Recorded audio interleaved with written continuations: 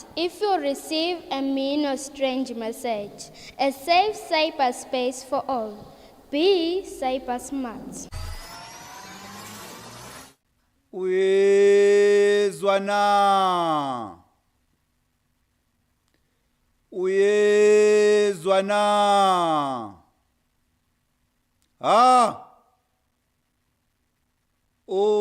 Uthokandaba emagumbamane omhlaba ngemandla sibaya esigodlweni elitsitsini mhlati ngemashumi lamabili nakuthathu imbala usho njalo ke Mswazi omnyama kulaba luthuli ulodunganzaba wasembelebeleni ulodunganzaba wasemambondweni uduma phasi bakuzwe ngezingcingo msakandaba bakuzwa ngezingcingo bayakubalekela bayethe wena waphakathi.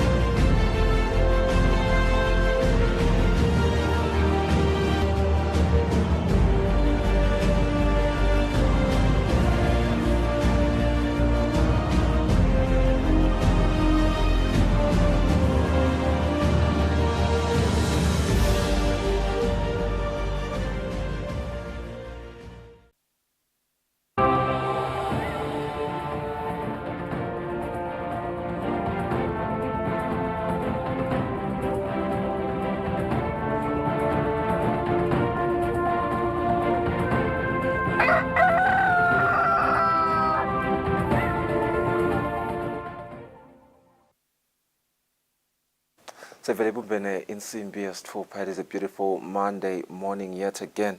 Blessed to see another day. Kusile breakfast show. My name is Sifiso Ngumalo. I'm not alone. I'm with Lungelele Makakula, looking very lovely in that suit. Is that peach? What color is that? I'm very colorblind. I'm also colorblind. Space of what's in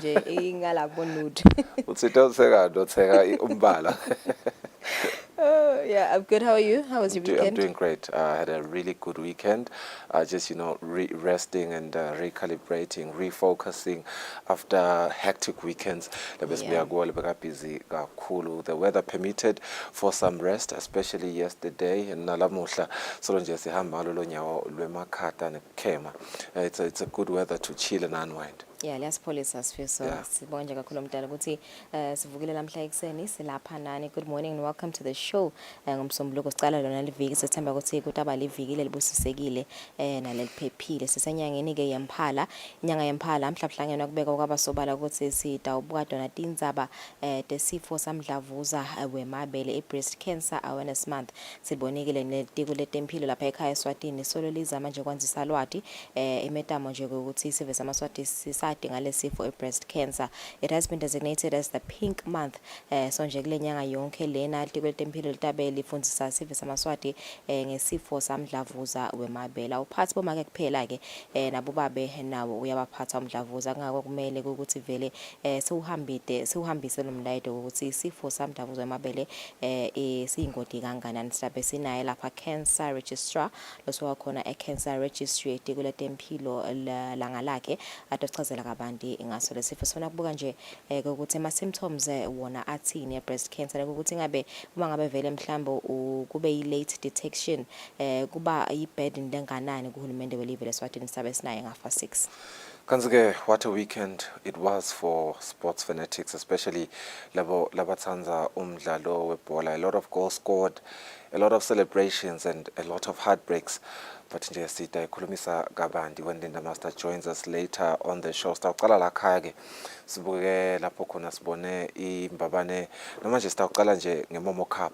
Sibone insingizini Hotspurs overcoming a tough win against Swallows to clinch the Momo Cup yet again. Siyafuna kuyikhulumisa leyo game and some of the notable awardees. Siyathi ukuthi kuba nabo top goal scorer, kuba nabo top goalkeeper of the tournament and other awardees. The Premier League was also, something to be excited about. Kule mphela sonto lesi buya kuyo Green Mamba thrashing Denver Sundowns, really humiliating Denver Sundowns after a poor run.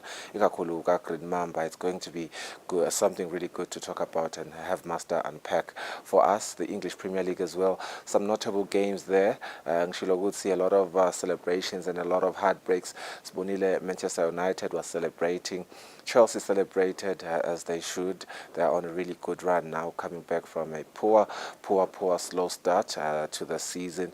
We saw Arsenal with a really good victory over Manchester City. Labalilako ke siyaba vela buhlungu kakhulu beManchester City ngeke kuhlale kunjena. But siyikhulumisa nje yonke indzaba yetemidlalo naLinda Master Dlamini later on the show. All right, lesikhathi asibuke lethamba embili kumaphephandaba this Monday morning.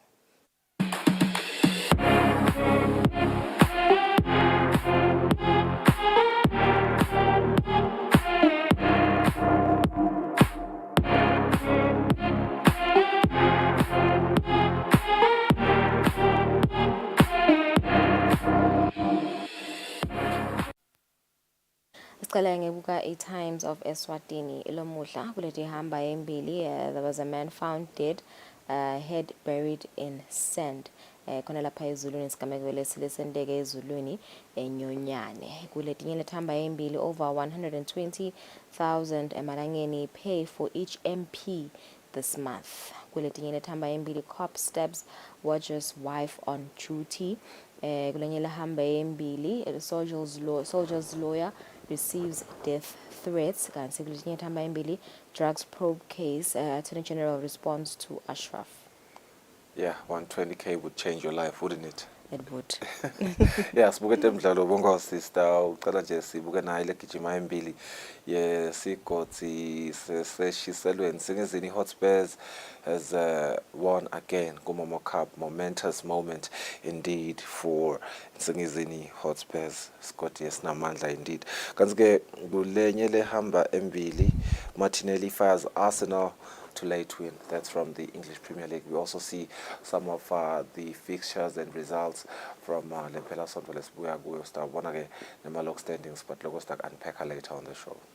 All right, Nasbuga Eswatini Observer, your leading headlines and Singizini retain Momo Cup. Njengoba things sikuvele nak times ukuthi ngiyole winile iMomo Cup nesithombe lapha ke ba celebrator, and also lenye lahambe imbili condolences pour in for Natcom.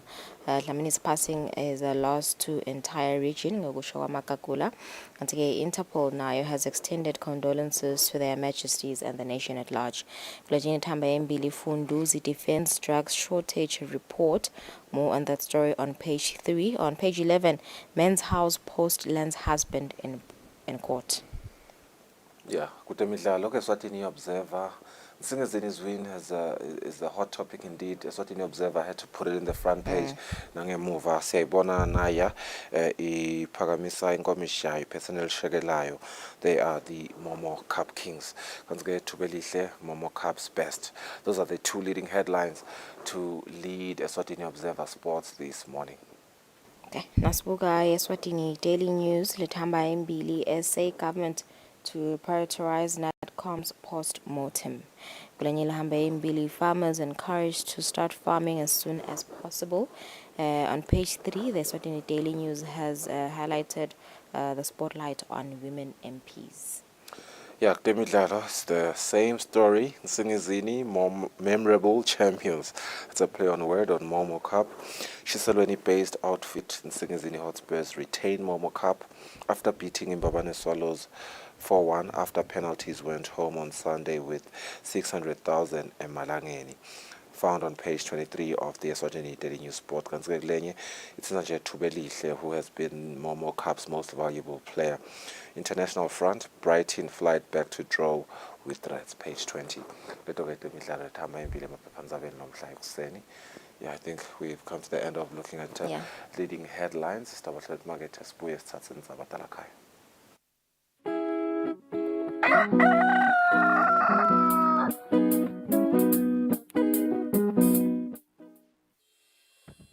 Umsakazo wetithombe iEswatini TV utibophelele kuhlonipha nekulandzela umgomo wetekusakata loweluswe libandla letekuchumana eVeni. Ngephansi kwalomgomo sitimisele kusakata tindzaba letentiya ngaleso sikhatsi tindzaba letide emagama lacosheme letitsembekile letitsintsa tonke tinhlangothi naletisebaleni kusukela kutepolitiki, tetemphilo, tekulima, tetinkantolo netemhlaba wonke jikelele siniletsela tindzaba njengoba tinjalo ngaleso sikhatsi letenteka ngaso. Kanzi kulomsakato siphindze sikulethele lonke luhlobo lwetemidlalo kusuka emidlalweni welibhola letinyawo kuye emidlalweni ledlalelwa ematafuleni kanye naleto letichamuka ngaphandle kwakuleli. Leti tindzaba lotiletselwa ngumsakazo wetithombe iEswatini TV.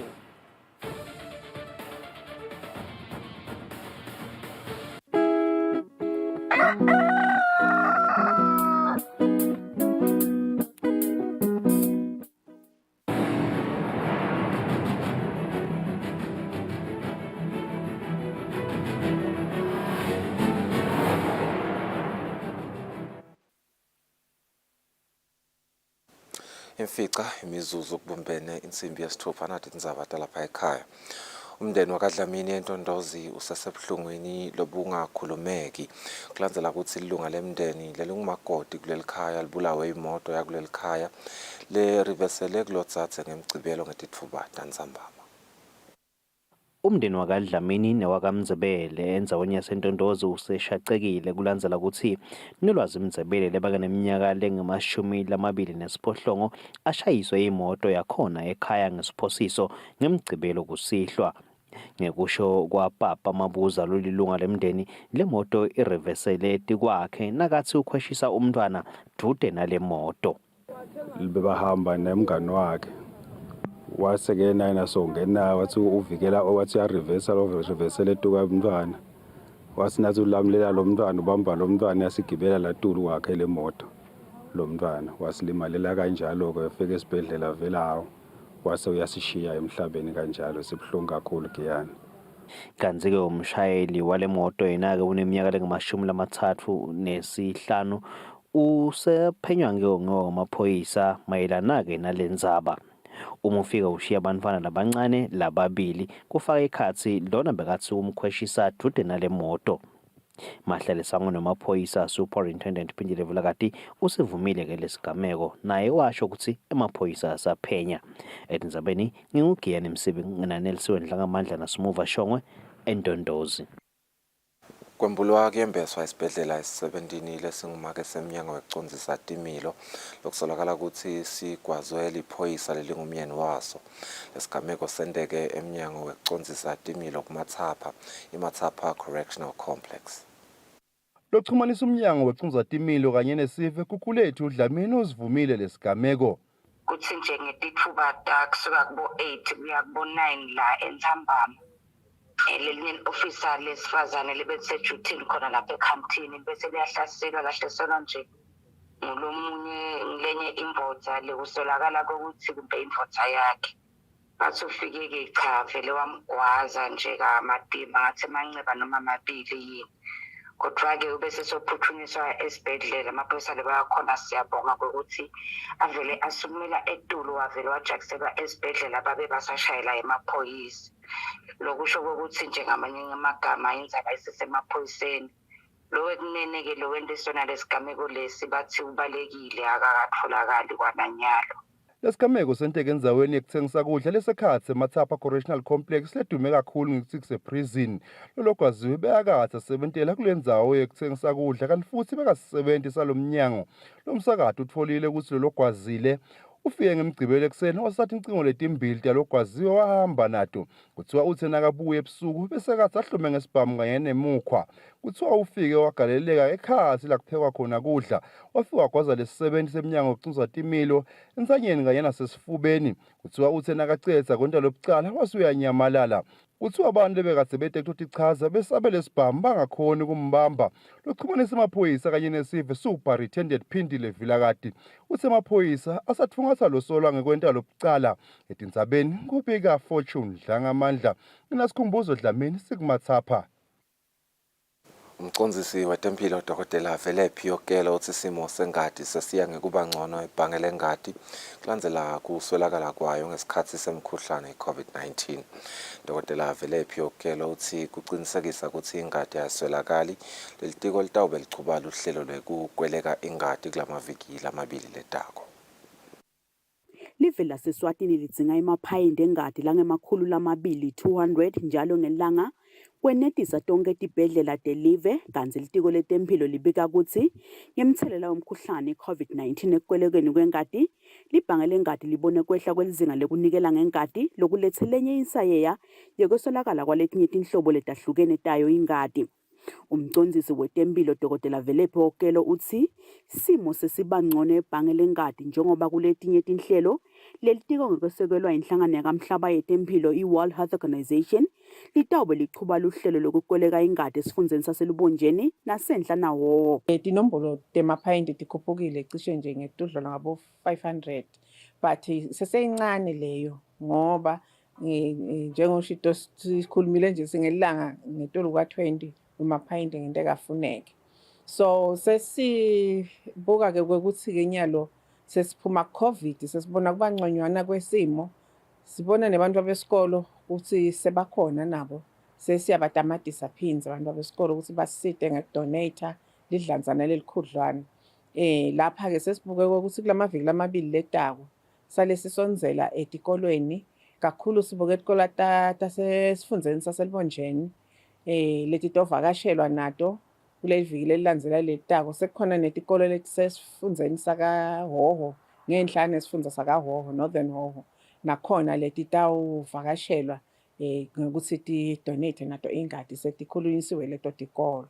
Umcondzisi wetemphilo ukhuthatile nasesiveni ukuthi bavakashele emahhovisi alelibhange lengadi banikele ngayo ingadi njalo njalo kude kubade umphefumulo lolahlekako eveni ngenxa yekweswelakala kwengadi. Etindzabeni te-Eswatini TV kubika Samkelisiwe Khoza ngesikhumbuzo Dlamini eMbabane. Tinhlangano tabosomabhizinisi tithi tiyethemba ukuthi kutawuchubeka kube khona kusebenzisana emkhatsini waletinhlangano kanye nemalunga ephalamende lasanza kufunga njengoba ke bekunjalo nephalamende lendlulile. Baphathi baletinhlangano bathi kuthuthuka kumabhizinisi kuleli kugcile kakhulu emitsetfweni leyashaywa ngiyo iphalamende.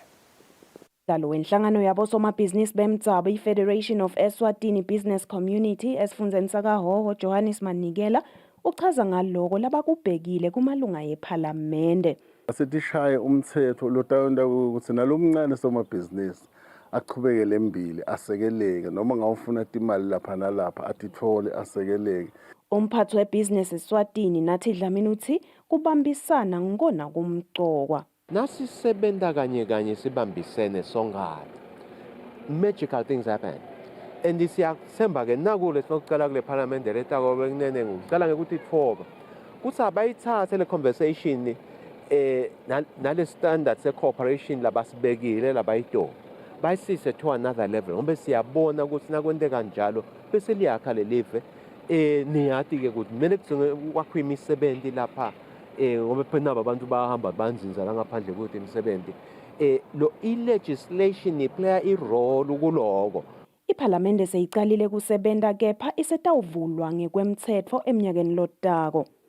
Etindzabeni te-Eswatini TV kubika Dlangamandla nginasimuva Shongwe eMbabane.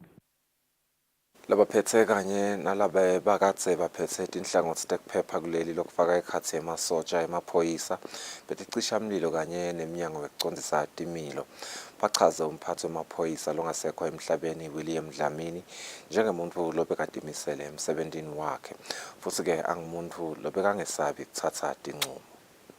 Komishana weminyango weqinzatimilo uphindile Dlamini kanye nalobu kwelihlangosi lothi cishamlilo kuleli Luke Lishaba bathi umphathi wamaphoyisa longasekho emhlabeni William Tsitsibala Dlamini bekathi umuntu bekadimisela kakhulu emsebentini wakhe. Tsitsibala abenguyilo kahle abe brave emsebentini ayithatha decision angisho ngesikhathi unrest nje khona isikhathi bengimbona khona ahlala thulile ngithi hey impela lenzabe ngiphethe kabi kakhulu Tsitsibala le nto ekako beyangasehlukanisa ukuthi thina sibafayini abasemaphoyisa vele bekaseluleka isikhathi esiningi nalaso sesichaye khona in particular my office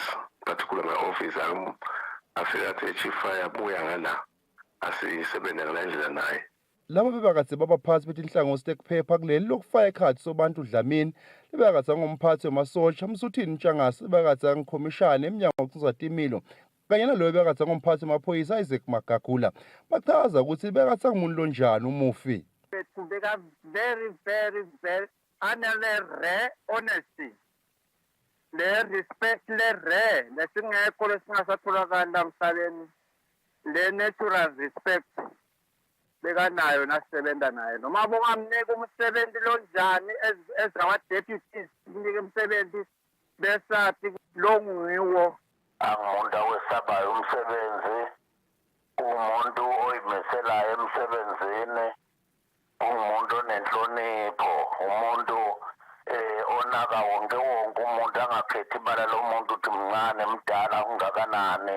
Bengithina ngisengeshengane sekumatima ngimemete la kumemeta khona aluba edulu ngiyamkhumbula ngathi ukhathi leto angasiyo indodo lasina uyibita vele akubona nekuthi hey ishubile lokubita kwakhe khanze kusemebuso sebeyaswaca sokucala ngiyitela ngoba uyahlupha umuntu onjalo kusemaphoyiseni kuthatha iorder lapha noma ke ngala emalanga ukhanza ukuthi awu umbasiboni ngasolinye lobe kuhle kwethu naye bese gcina sibonisene into isombululeke ngaleyo ndlela leyo.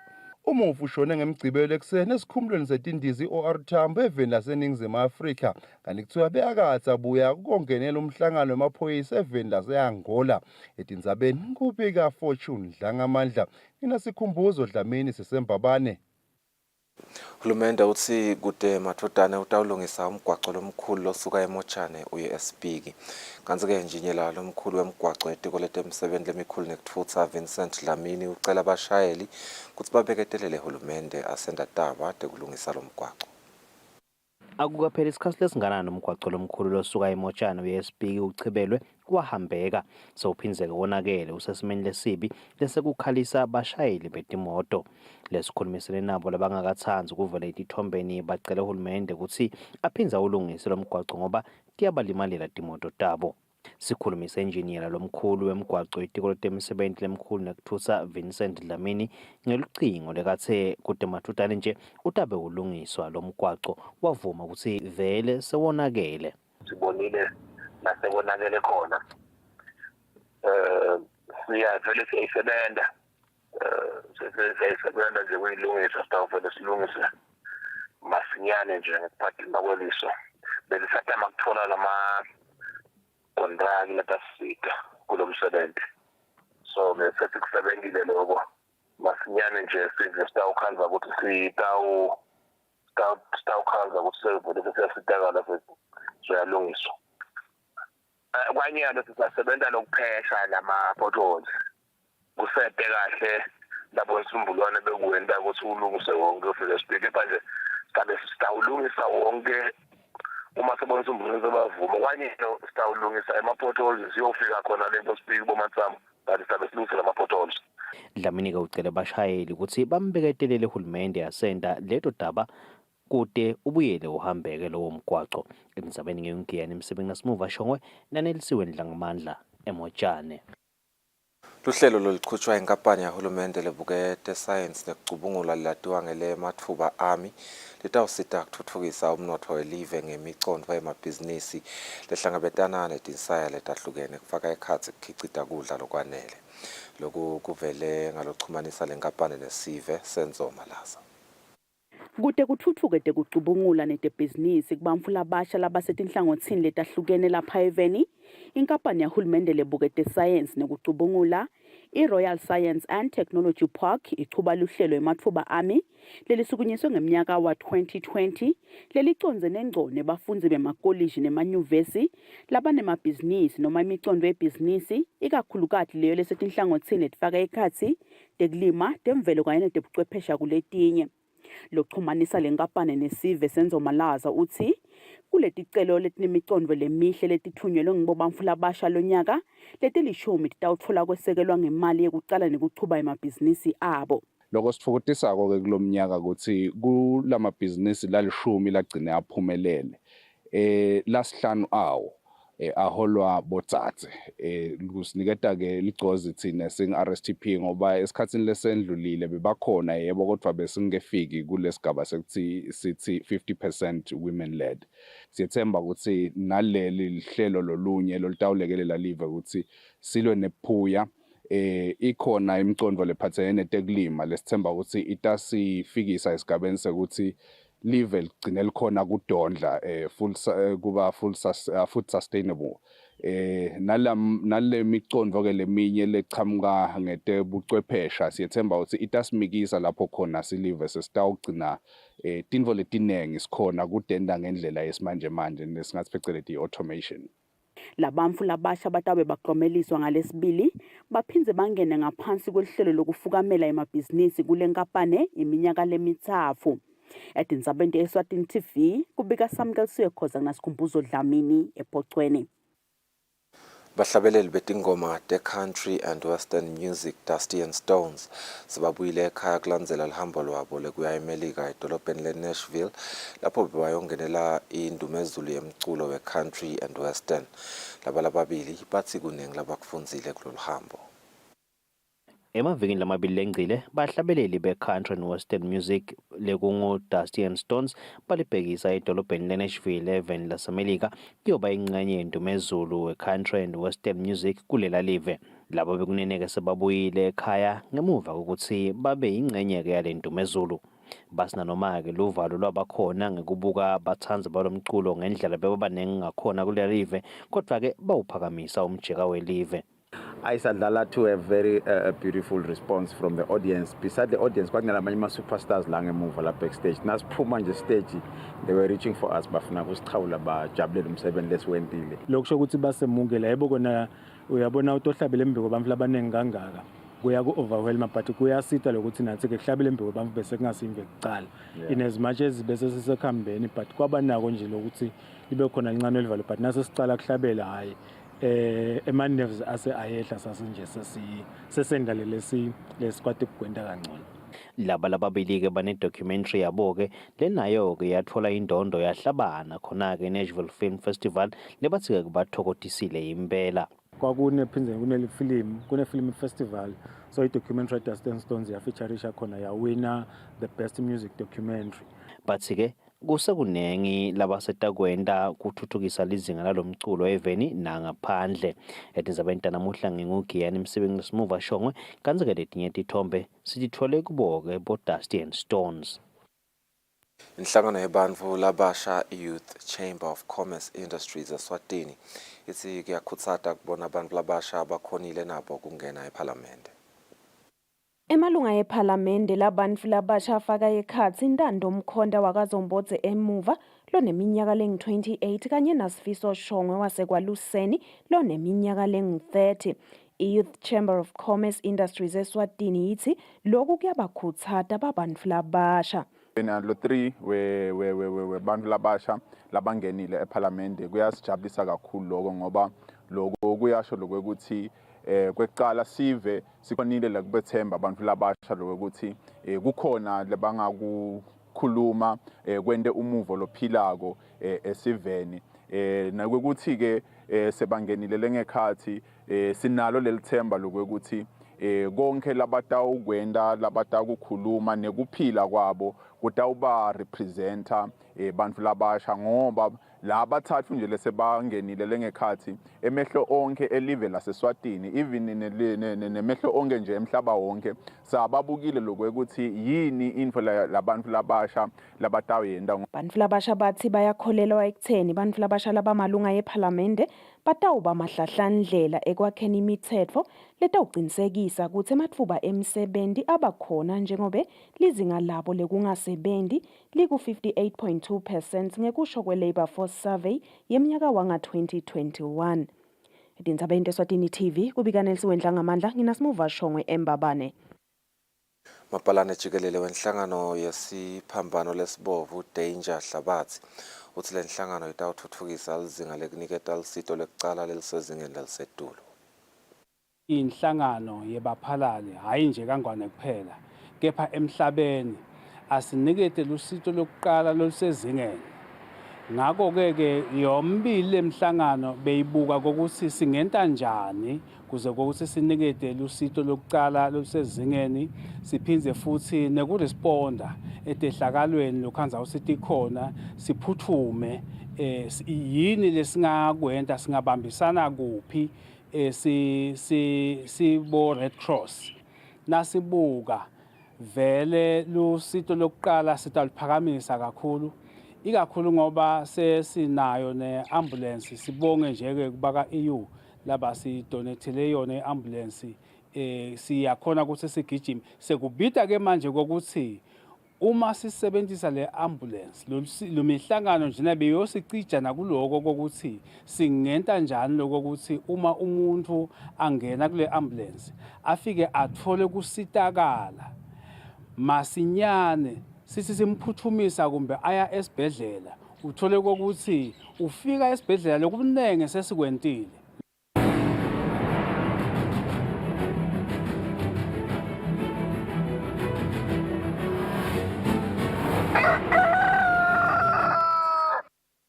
Kutemidlalo licembu leNsingizini Hotspurs seliyivikele indzebe yeMomo Cup kulandzela kuncoba kumbabane Swallows kuma-penalties ngamagoli lamane kulinye. Lo mdlalo uphele ngeligoli linye kulinye ku-90 minutes. Asitephethe kanjalo tindzaba tetfu tacala lomuhla sibahlole emakethe sitawubuya sichubeke nelihlelo.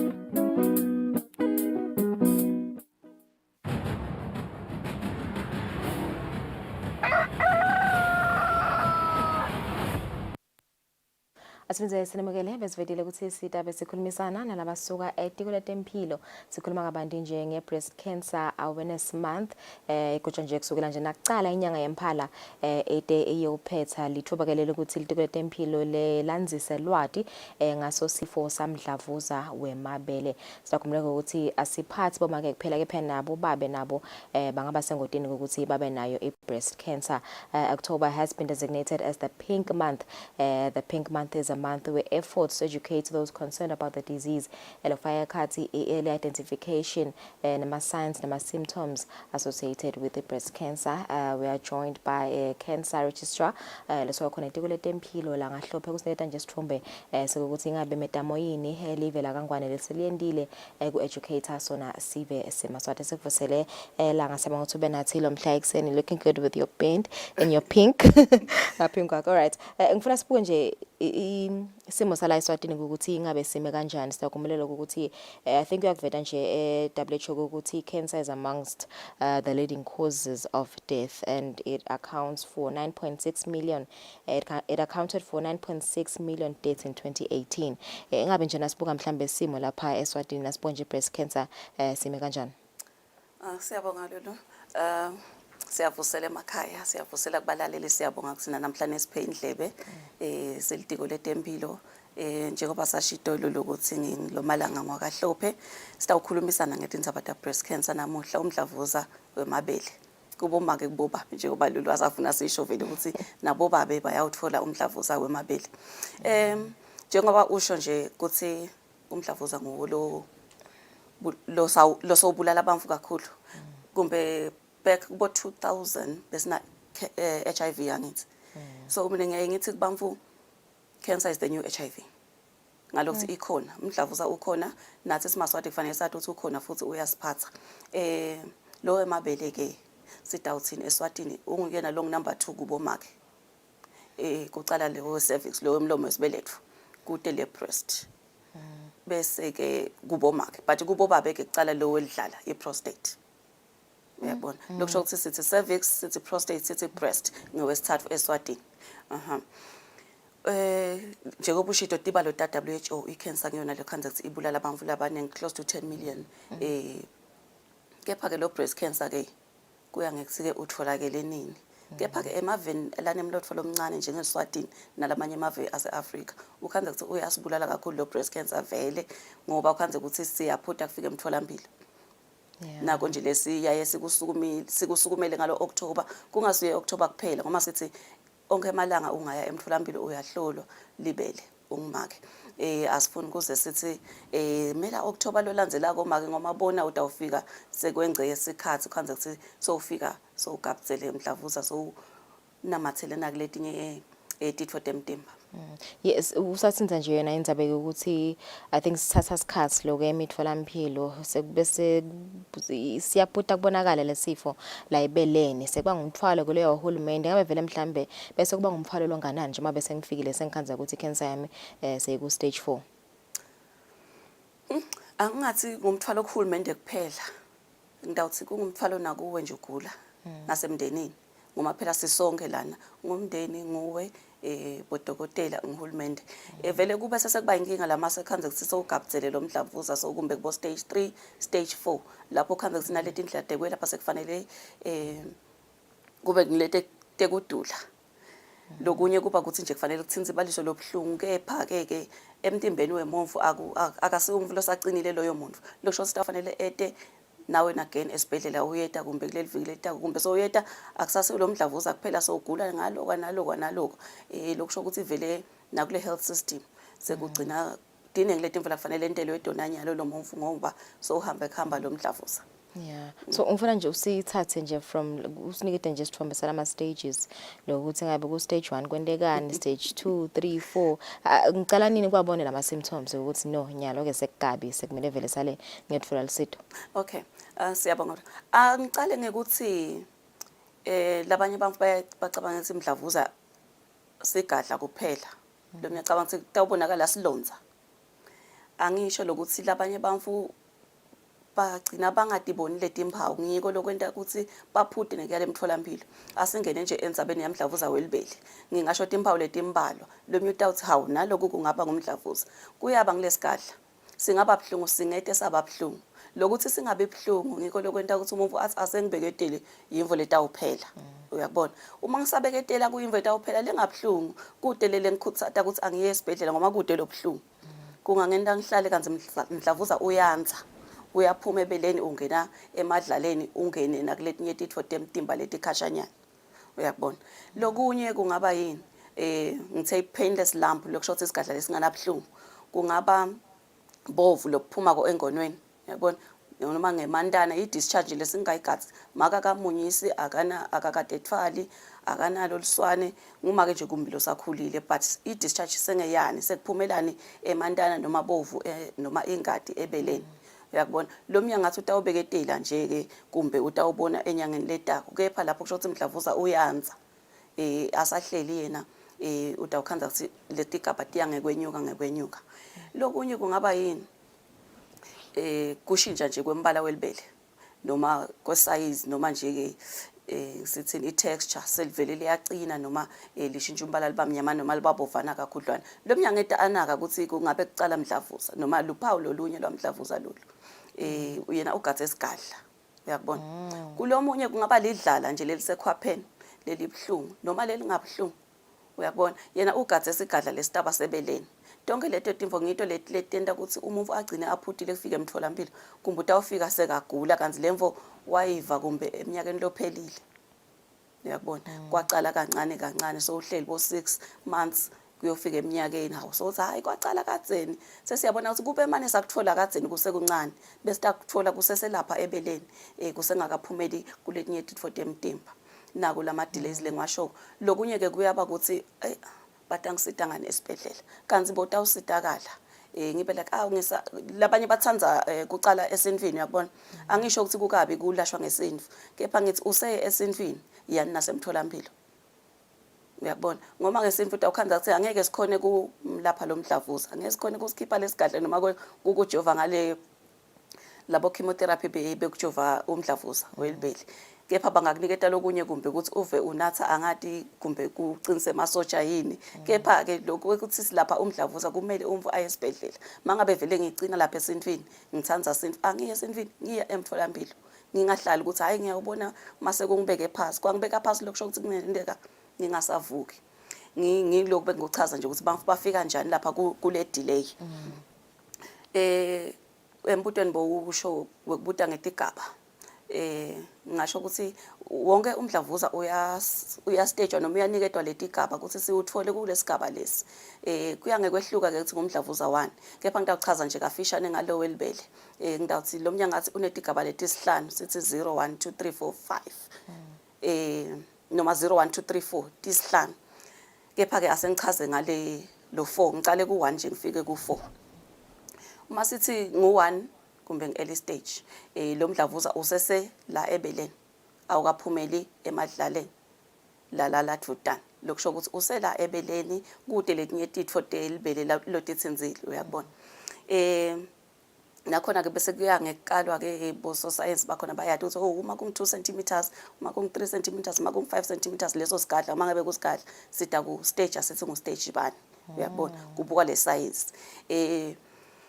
lokunye lokubukwakho kubukwe emadlala ngoma uyaya umve egesini angakubuka dokotela phinze athathe leyo nyama antibiotics ubone ukuthi i-cancer phinze kufanele uye egesini kuyobukwa lesigadla uma kusigadla ukuthi singanani noma lo mdlavuza sowuhambe wafika phi la emtimbeni lokusho ukuthi ubukwa wonke lo mtimba uyabona kubukwe lesigadla singanani ngile size lokwesibili ihlangothi lwesibili kubukwa emadlala ngema notes ukuthi TNM staging labafundzile batawukwathi ukuthi tumor size nodal invasion nabo distal metastasis bayakwati ke laba labasebenza ngabo mdlavuza kulamadlala kunemadlala lathutane la kuthiwa ngisesilembeni la ku breastbone kunemadlala la lapho kunemadlala la ku collarbone la ngathi kusiphika nje kunemadlala nalapho phinze kube nemadlala ekhwapheni uyabona ngemadlala lawo lahambisana nelibele uma ngabe linamdlavuza kucala ekuthinzeke wona kucala so uma ngabe sowuhambile umdlavuza ufike kulamadlala sesingasho sithi stage 2 uyabona ngoma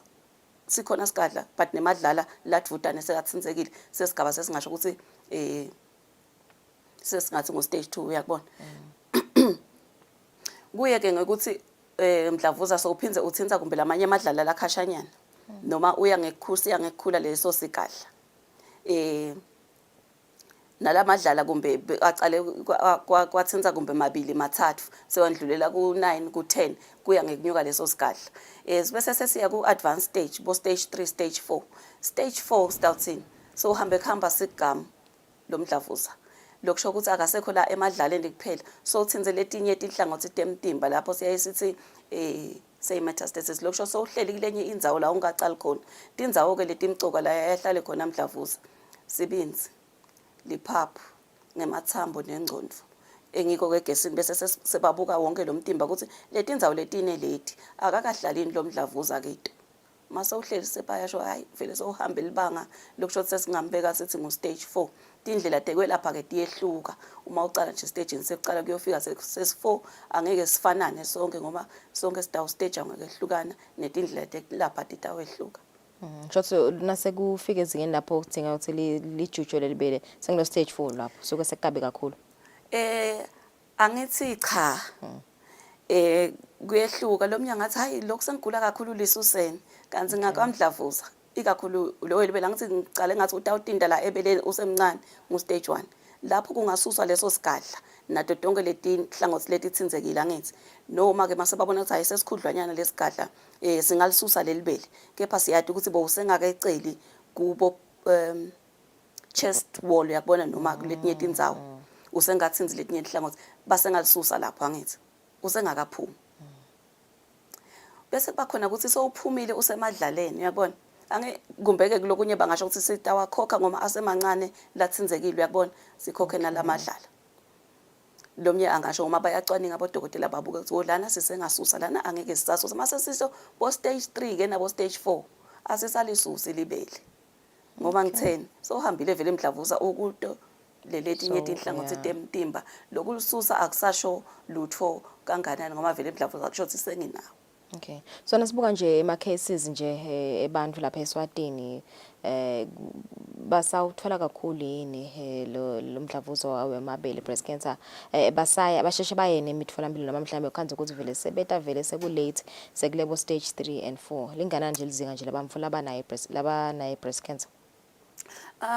Ngingasho ukuthi ngeminyaka siyabona kusuka ku70 kuya edulu 70 to 90 kuya edulu webamfula abasha labanamdlavuza welibele kuloyo kuleto tinombolo ngeminyaka ukhanze ukuthi ke incumbi yabo bomake bobabe siyathola kumbe munye noma babili ngeminyaka masikhulumela nje 70 to 90 baningi labo bamfu labo solo sacala nje kubhalisa kwenda le cancer registry nga2016 nyalo sila ku 600 webamfu labatholakele ukuthi banamdlavuza welibele solo sacala angisho ukuthi basaphila bonke ngoma sesikhulumile indzaba yetigaba angithi lokusho ukuthi ke 40% wabo bafika later nyana vele bafika sebalapha ku stage 3 stage 4 lokusho ukuthi indlela tekulapha ke netekuphila ukuthi utawuphila kaze tiyancipha i-survival yabo ibese iyehla mpamba ngoma sithi nalokuphila uma nga etelo muvu ku stage 1 stage 2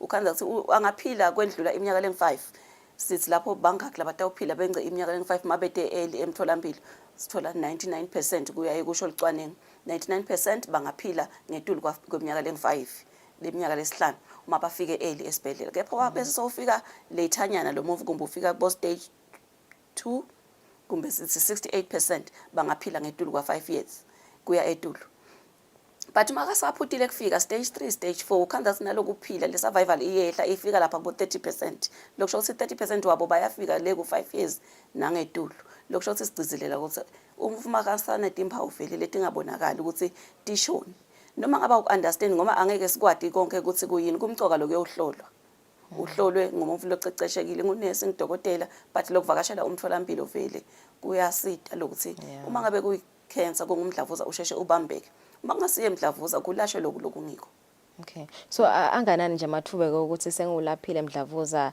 mhlambe sengimhleli loyo 5 years or even above anganani amathuba ukuthi aphindze abuye mhlambe sakabuya ngalenye cancer noma mhlambe abuya ngene le breast cancer. Ngiyawubonga lo mbuto lowo ngoba ngathini ngeke siconze tonke tindzaba tamdlavuza ukuthi lo nginawo nyalo ngiulapha uphela nabe uyawuphinza ubuyeni lo munye kepha liciniso lithi njengoba sesiphila kahle ngike ngabekisa nge-HIV katheni ukuthi abantu bayashona ngenxa ye-HIV but nyalo sinatha amaphilisi asesashona ngabo HIV netifo lethathelwana kangithi ezisikhulisa iminyaka maningi emathuba ukuthi sithole tifo letingathathelwana letfaka ekhathi umdlavuza yabona i-breast cancer ke nayo iyeta with age nalabanye bo cancer ngithi ngiyakhula nje maningi lamathuba ukuthi ngiyawuthola umdlavuza nalokunye umlandvo wamdlavuza ekhaya ngathini family history ekhaya kuke kwaba namdlavuza kumbe welibele kumbe wani nami lokusho kuthini ngisengotini noma ngisemathubeni lamaningi ukuthi ngingaba namdlavuza lokusho ukuthi angeke ngisho ukuthi lokho sesawulapha lo welibele sengi-free usengachamuka nje umdlavuza uhlasele esinye isitho semtimba noma angithi emabelele nginawo mabili makhanze ukuthi ula emndenini noma ngilama genes lenginawo uyabona uthi awukhanze sinaleli linye selingahlaseleka phela kumbe ngalikhokha lebeli namdlavuza 10 years ago noma ke eminyakeni lelishumi leyengcile sewungaphinza uqale kuleli linye ngoma likhona lokusho ukuthi noma ngabe ngaba nawo umdlavuza angichubeke ngilihlolele lelisele libele phinze ngibuke timpawu tekucala noma leti ngakhomba umdlavuza kuletinye titfo temtimba. Yeah, and niyakubona yini lokho kwendeka la sothi ningathi lokho sisinawo ama survivors lamaningi. I think sesike sawa interview nje esikhathini lesiningi. Niyakubona yini lokho kwendeka ukuthi umfuso ubuyile kwesibili so khanzakela ukuthi mhlambe sona mdlavuza kulesinye sifo semtimba. Kuyendeka vele kepha letibalo atsito letiningi kakhulu but kepha kuyendeka ukhanze so sake sambhalisa lokuthi unamdlavuza 1 hawu namhla sowukhona sowutholakele namdlavuza longahlobani nalo uyabona ngoma kuyabonakala nayo so lona uhlobele yini nalo kumbe bosothi ihlanyele engcenye awukhanze simusha nje nawo lokusho ukuthi say umdlavuza lomusha longathinzani nalo lo sowelashwa kulokunye ukhanze ukuthi uyahlobana ubone nje mase babuka sebacwaningile labase laboratory ukuthi lona uyahlobana lokusho ukuthi bosothi ihlanyele engcenye sacanga ukuthi uphelile kanti utawuphinze uvumbuke uhlume ekhambeni kwesikhathi. Okay. So ingabe metamo yendlela nendako ezilitiko kuzama nje kuhambisana lelwati mhlambe kuba khona yini loyo lobafundisa ke dibhedlela ama posters nekuthi niye nje niphume nele mimangweni mhlambe nicela nifundisa abagcugutele kube ngibona ke laba bese bafundisa sive kukhona yini mhlambe inhlelo kanjalo nje lenti ichubako.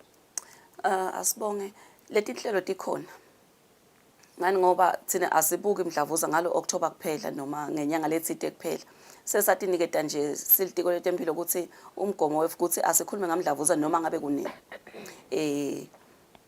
lokufaka ekhathi lokufundisa kulamalanga ke vele siyagijima ngalo October ke ngoma labanye vele bathanza lokukhuluma ngalo October kepha emasomveni siyaya ngoma labanye bayahlala esomveni asisho ukuthi singathandaza asithandazeni kepha siye emtholampilo silalele futhi ngalo tindzaba tamdlavuza sendela bathi asikwende betempilo siyaya emimangweni kunebamfula bakhona kuma regions etifundzeni labakhuluma tindzaba tamdlavuza kunabonesi emitholampilo kunabonesi etibhedlela sebafundzisiwe kangangoba masifundisa kumbe ngamdlavuza kumbe sithi senda in cervical cancer screening kumbe sine workshop yabonesi siyaye singamshilo welibele ngoma sifuna konke khambe kanye sicocodela futhi uthi namake uma kayile emtholampilo ayohlola kumbe lo mdlavuza wemlomo wesibelethu ahlole nelibele ngoma solo ngumake munye ngeke sithi namuhla sota ubuya nakusasa makuta utsini yini singakwendi konke kanye ngoma still ngumake lo sathi ukuthi sibe nesiciniseko ukuthi ngeminyaka uyalihlola libele. Okay, sure. Indaba solo nichubeka nje for the rest of the month solo nje nizama kuhambisa lo mlayeto loyo. Siyahambisa vele yonke le milayeto kuma forums lesiwatholako wathola nje lithuba ngiyaye ngithi hayi vele short sesibafundisi becancer ngathola lithuba nje kufanele ngikufake ngingafaki kuphela umdlavuza welibele siyaye sithini faka lo wemlomo wesibelethu ufake weprostate lidlala kubobaba ufake welibele bese uyakhuluma ngemdlavuza kubanifana. Okay. Ngithi ngalenye ilanga siyawubuya nje sikhulume ngamdlavuza kubamfana ngoma labanye bamfa abantu sikwendekani kepha nje sitifake tonke letimvo leto ngoma tiyasita nesibamfu tibavule ingcondo ukuthi sikhona kubona timpawu tisaqala lokunye lengingakusho nje ukuthi kule nyanga vele lo mshikashika usukile lamuhla nje ekseni emabhalane welitiko longanga PS utaba sokumisa noma alauncha le breast cancer awareness month nga BCCN Eswatini National Breast and Cervical Cancer Network ngibwe mahlahlandlela ale breast cancer walk nalo Brave the Breast loku event lekhona ke ngumshukumo lotaba ukhona mhla ka28 kuyaye kube nalo lihambo noma ke kuthiwa flat walk noma i-hike lekhona leba khona njalo ngeminyaka so bamfu siyabacucutela vele ukuthi noma ngabe bangakayekeli elihambeni sathi ukuthi lo hambo lo kufanele silihambe sonke futhi nalokuthi ke sicubulo sethu lonyaka sekuthi closing the gap lokusho ukuthi siyavala lesikhala sivala lesikhebesi kepha ke eminyakeni lophelile besithi close the gap ngeke involve le patient kanti kulomnyaka sithi sifuna kufaka nemndeni ekhathi closing the gap by involving the parent nama caregivers ngoma umuntu akaguli abe yedwa yena angaba phethwe ngilesifo ayedwa kepha la emndenini umndeni uhlaseleka kakhulu wona emotionally financially lokusho ukuthi uyathinzeka kakhulu umndeni. Okay, alright, lokusho ukuthi nyalo sifuna kufaka wonke umuntu. Okay, no ngiyavela sibakhulu noma la ngasikhathi sakho nomhlekuseni sethemba nje ukuthi babukele kuningi nabakufundzile lokubalekile nje ukuthi vele siye lemitfolampilo siyotihlola njalo njalo sikude sitawukhona ukuthi nangabe sikhona lesifo sitawukhona ukuthi silapheke ngekusheshsha. Sibahlola emakethe sitabene ne traffic update.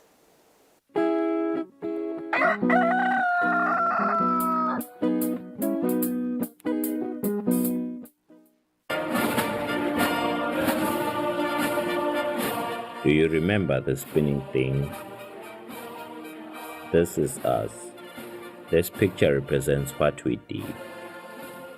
We were there when coronavirus wreaked havoc in our population. Together with other stakeholders, we formed the first line, controlling the spread of the unknown and unseen enemy of the people.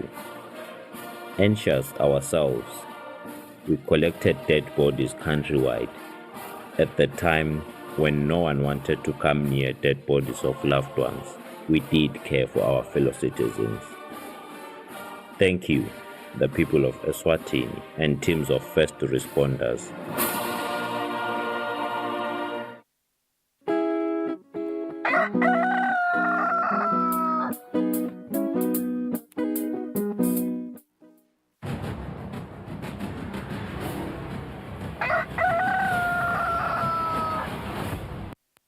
Asiphinze silemukele ngo5 minutes before 7 sitawubuka simo somgwaqo lomhla ekseni na Constable Ndombenhle. Asivusele Mtolo khambeka kanjani lomhla ekseni? Ngikuvusele Makagula, ngivusele naye umbukeli wemsakazo. Imigwaqo elivela kaNgwane sesihlolile singumbutho wembubene sive. Imigwaqo leminengi iyahambeka yebo kona kuletinye indzawo ikakhulu kathi indzawo letiphakeme. Naleto letinye lesihabaze umgwaqo ubonakala umanti kuletinye tigaba sithi nje bashayeli basashayela kuleto tindzawo abente sinseko ukuthi bayalinciphisa litubane kwadise phela ukuthi umgwaqo nangabe umanti uya bese kuba netingoti letinengi khona emigwaqweni sithi nje asibambisaneni ngakulolo hlangothi sisawusebenzisa umgwaqo nyalo ekseni emadroba elivela kaNgwane omane siba netemgwaqo tihloliwe kuwo la khona kunenkinga khona ngikhona edolobheni elikhulu laseMbabane la khona tibane temgwaqo letilapha ekuphumeni eSuperspa tingasebenzi nyalo ekseni kanti ke sisesekhona khona edolobheni elikhulu eMbabane umgwaqo losuka khona ekhaya edolobheni lokusozisa road uhambe ubheke khona kuManzana lo mgwaqo loyo lapha eceleni kwase Central esikolweni kune sikabede lesikhona lapho kwadise phela ukuthi umgwaqo wasilimalela kuvulwe umgwaqo wesikhatshana kulamalanga lo wenta ukuthi imotolo usebenzise kulomgwaqo loyo ke imotolo adikhoni kuphambana kanti nyalo ekseni linani letimotolo letingena khona ekhaya edolobheni linengakhulu nje bashayeli basawusebenzisa umgwaqo noma ke baseda khona ekhaya edolobheni eMbabane abawusebenzise letinye indlela tekungena khona edolobheni kuze bangakhansi sebabambeleleka khona lapha ngoba kufuna ukuthi bamelane ngaso sonke isikhathi umgwaqo lomkhulu osuka khona eNgwenya uye khona kaManzini uyahambeka ngaphandle ukuthi nje Malagwane siyanaka nyalo ekseni ukuthi uyashelela Labashayeli-ke labatawukhuphuka noma behle Malagwane siyabanxusa nanamuhla kuye ukuthi bashayele ngalokukhulu ukucophelela kwathi sephela ukuthi Malagwane nangabe ushelela sivame ukuthi sibe netingoti letiningi kakhulu khona lapho. Ekhaya edolobheni kumathapha sihlolile nakhona kude sisikabedo lesingakanani lesikhona ngaphandle nje kuye ukuthi abantu labahamba ngetinyawo labaya khona emafemini baningi kakhulu lokwenda kuye ukuthi ngalesinye isikhathi akhanze sebangena khona ekhathi emgwaqweni siyabakhuthaza-ke nabo bashayeli basashayela khona lapho bekuthi babanake kuze ukuthi nabo baphephe basawusebenzisa umgwaqo. Sifundza saselibonjeni naso saseshiselweni naso sihloliwe kude lokungakanani lesingakubikela yena umlaleli. Ngale kwaloko Thombeni naye umbukeli imigwaqo ivela kangwane iyahambeka ngaphandle nje kwalesi lesisishido sikabedo kungaba kusisela yena umbukeli lusuku loluhle naloluphephile basetawusebenzisa yona imigwaqo ivela kangwane. Sibonga kakhulu Mntono kuseketela yombiko asibahlele emakethe nasibuya sithatha lindzaba ngaphandle.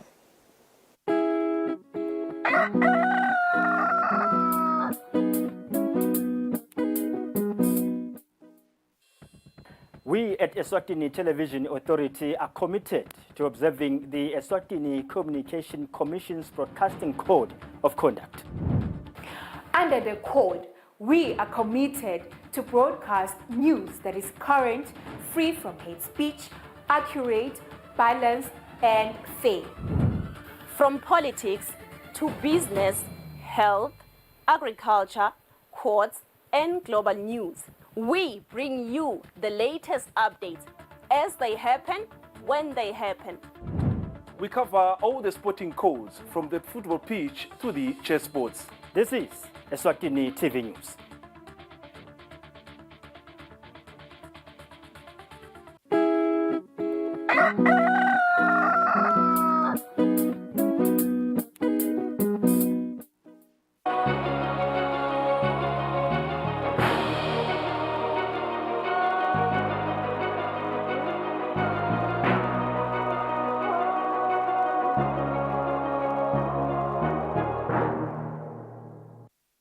Welcome back. This is the news. Lebanon's Hezbollah and Israel said they traded cross-border fire on Sunday as Israel fought the Shiite movement's ally Hamas on its southern flank a day after militants from the Palestinian group stormed its Gaza frontier.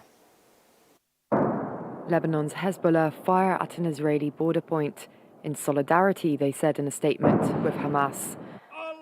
They said they'd fired at 3 Israeli positions on Sunday morning along the Lebanese border with the Israeli-occupied Golan Heights. The Israeli army released footage of their response, calling it a strike on Hezbollah terrorist infrastructure. More Israeli soldiers have also been deployed to the disputed area amid the potential threat of a second front opening. But for the time being, Israeli strikes are concentrated on Gaza, leveling buildings and killing hundreds, a day after the coordinated attack launched by Hamas. We woke up to the sounds of explosions, creating fear and panic everywhere. People on the streets are tense and terrified, and no one knows what the coming days will bring. Israel's military has deployed tens of thousands of soldiers to fight Hamas gunmen, who rolled into towns as far as 24 kilometers from the Gaza border on Saturday, killing hundreds and abducting an unknown number of Israelis. The Israeli army said it had regained control of most infiltration points and has been evacuating Israeli citizens from the area around Gaza. We are evacuating communities. Our mission is to evacuate all the citizens of the Otef in the next day. The barrage of rockets continued over Israel on Sunday, targeting many of the country's towns. On Saturday evening, the center of Tel Aviv was hit. A Hamas spokesperson said clashes were also continuing on the ground. Clashes are still ongoing between Hamas fighters and the occupation army forces in a number of Zionist military sites, more than 24 hours since the announcement of the large-scale military operation. The operation is successfully achieving its goals. Israeli Prime Minister Benjamin Netanyahu has called for a mass mobilization of army reserves and vowed that Hamas will pay an unprecedented price. Hundreds of Israelis are missing. Some have been taken to Gaza as hostages, whom Hamas will likely try to trade for the Palestinian prisoners held by Israel. Israeli soldiers fought to repel Hamas militants on Sunday, a day after they broke out of the blockaded Gaza Strip and rampaged through nearby Israeli communities in an unprecedented surprise attack, while Israel's retaliation strikes leveled buildings in Gaza, and its prime minister said the country was at war. The first attacks were at dawn. Images poured in for hours before the Prime Minister convened his cabinet. Since this morning, the State of Israel has been at war. Our first objective is to clear out the hostile forces that infiltrated our territory and restore security and calm the targeted community. And for many Israelis, this response was too little, too late. I think we're seeing an astonishing, historic, and almost incomprehensible dearth of leadership.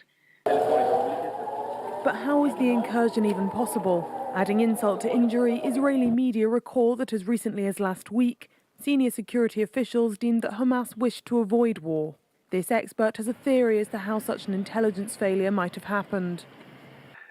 Israel has been focusing much of its attention on the West Bank in the context of the colonization, occupation and protection of Israelis living in the colonies. Perhaps in doing so, they have neglected the southern area.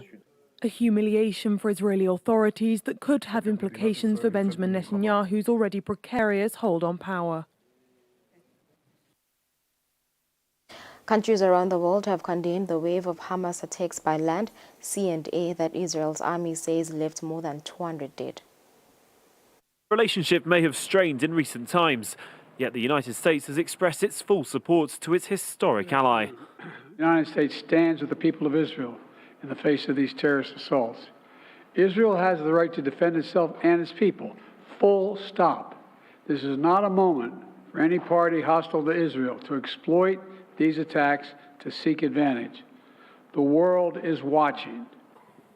Words echoed by many European leaders, with Germany's foreign minister advising against travel to Israel and Palestinian territories. Hamas terror has once again moved the region further away from peace. Through these terror attacks, there is now the incalculable danger of a large regional escalation. The UK, Spain, Ukraine and France have all voiced their solidarity with the Israeli population. While Turkey's President Recep Tayyip Erdogan has called on both sides to seek calm. In light of the developments in Israel this morning, Turkey calls on all sides to act with restraint and to avoid impulsive steps that would escalate tensions. A de-escalation that Egypt's Abdel Fattah al-Sisi is keen to see happen, his country often acting as a mediator between the two sides. Cairo has demanded that Israel stop, quote, attacks and provocative acts against Palestinian people. Iran and other regional powers such as Syria, Yemen or Lebanon's Hezbollah have thrown their weight behind Palestinians, with Tehran congratulating the Hamas group, a group that receives weapons and funding from Iran. Turkey's defense ministry said on Friday it had launched a new wave of airstrikes against Kurdish targets in Syria in retaliation for a bombing attack in Ankara. In the early hours of Friday, Turkey's all-out barrage of Kurdish militant-held bases in northeastern Syria continued.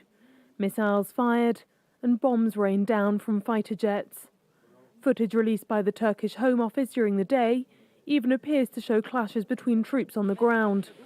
Among their targets are strategic infrastructure facilities.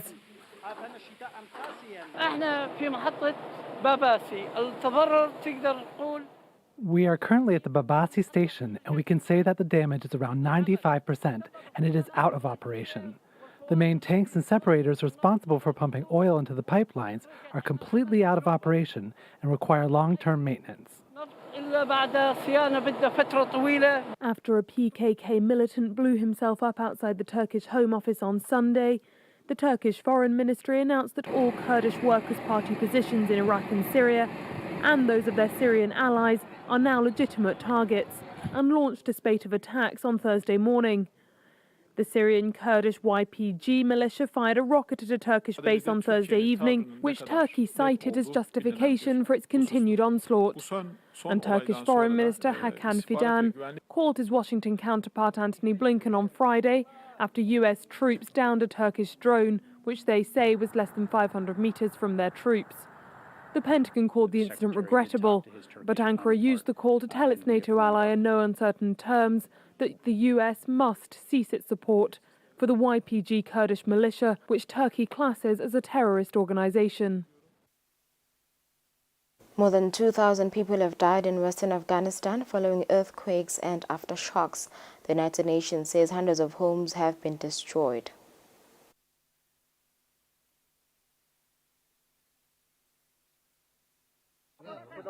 Rescuers pull a living child from under debris following multiple 6.3 magnitude earthquakes that struck Afghanistan on Saturday. It was a bright moment on an otherwise solemn day that one Taliban official said resulted in more than 2,000 deaths and more than 9,000 injuries. We have tried our best to treat victims. 10 rescue teams have been formed from different national and international institutions, in addition to the evacuation and rescue operations. The blood distribution process is going on too, and water and shelter have been provided for people in the district. According to CBS News, the Taliban expect the death toll to rise. Families have taken to sleeping in the streets away from structures that could collapse at any moment. The United Nations Office for the Coordination of Humanitarian Affairs says the earthquake affected 8 villages and destroyed more than 1,300 homes. Despite official claims of delivering aid for some now living outside, little has come their way. We came home and we saw there was nothing left. Everything had turned to sand. We started to work with shovels and whatever we had to take out the women and children from the rubble. We have 20 to 30 people who died. We have nothing, no blankets or anything else. Many survivors now depend on life-saving care in crowded emergency rooms like this one in Herat province. Afghanistan is a mountainous country prone to earthquakes. According to the Reuters news agency, diplomats and aid officials say the ruling Taliban's strict restrictions on women and human rights in general have led to donors and aid agencies backing out of the country. The Washington Post reports first responders compared the damage of these recent quakes to one from 2022 that killed at least 1,000 people, one of the deadliest natural disasters in Afghanistan in decades. U.S. and Mexican officials held talks about immigration, illicit drug trafficking, and other shared challenges on Thursday in Mexico City. The full day of high-level security talks between the U.S. and Mexican officials focused on evaluating and boosting the progress both countries have made on several challenging fronts, including the flow of illegal drugs and illicit firearms. We're deepening cooperation on investigations, on arrests, on prosecutions, on interdictions. Mexican authorities are submitting 40% more firearms trace requests to the United States than they were 6 years ago. And that enables law enforcement to stop gun trafficking at its source. The recent extradition of Ovidio Guzman Lopez, leader of the Sinaloa cartel and son of Joaquin El Chapo Guzman, was praised by U.S. Attorney General Merrick Garland.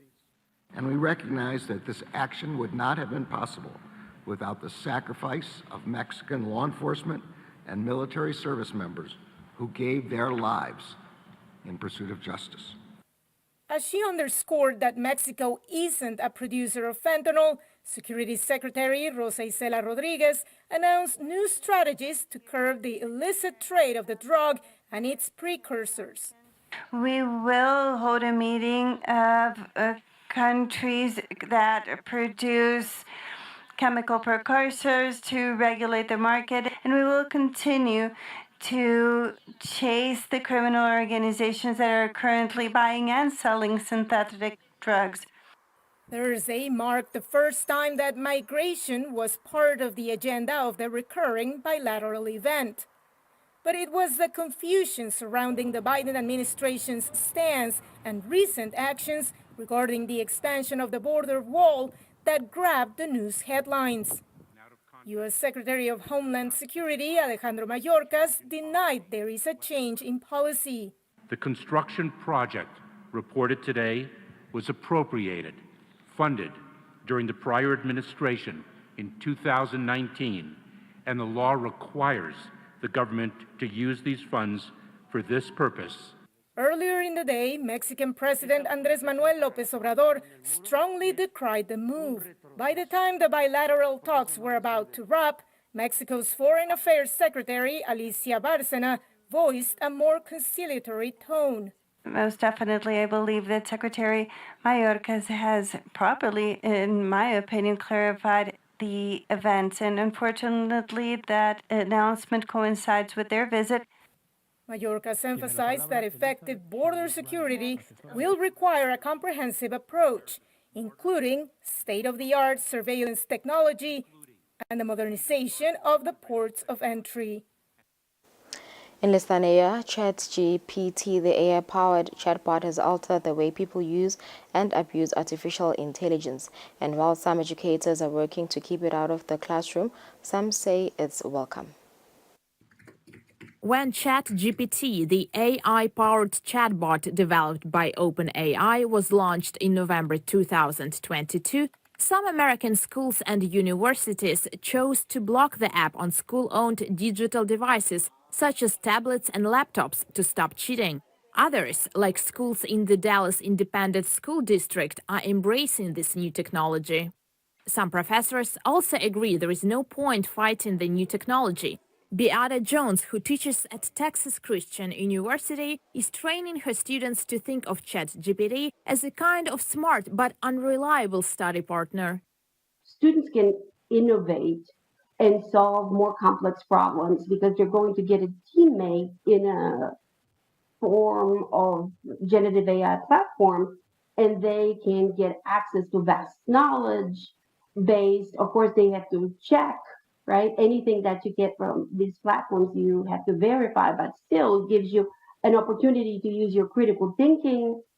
Trying to figure out whether students have used ChatGPT to cheat on schoolwork remains an issue. Companies behind software designed to detect AI plagiarism, such as Turnitin, say as they get better at detecting cheating, cheaters are getting better as well. So once you run it through ChatGPT, you run it through something else, and then you turn it in, and that something else may do something more to the text to try to help evade detection.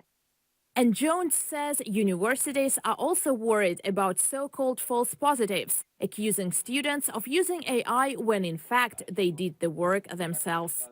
You cannot tell definitely whether the students were cheating. So all the current best AI detectors claim that it's 99.6% accurate, reliable. However, there's no information on their false positives that really can tarnish the relationship between student and faculty and tarnish the good name of the students. What is clear is that AI isn't going away and that humans are already falling behind. According to a UNESCO poll conducted in 450 schools and universities, only 10% have crafted policies regarding AI tools in their institutions. The future of a $100 billion development on Malaysia's coast is in doubt due to growing concerns over the financial stability of its largest backer, China's Country Garden, which has reported billions of dollars in losses.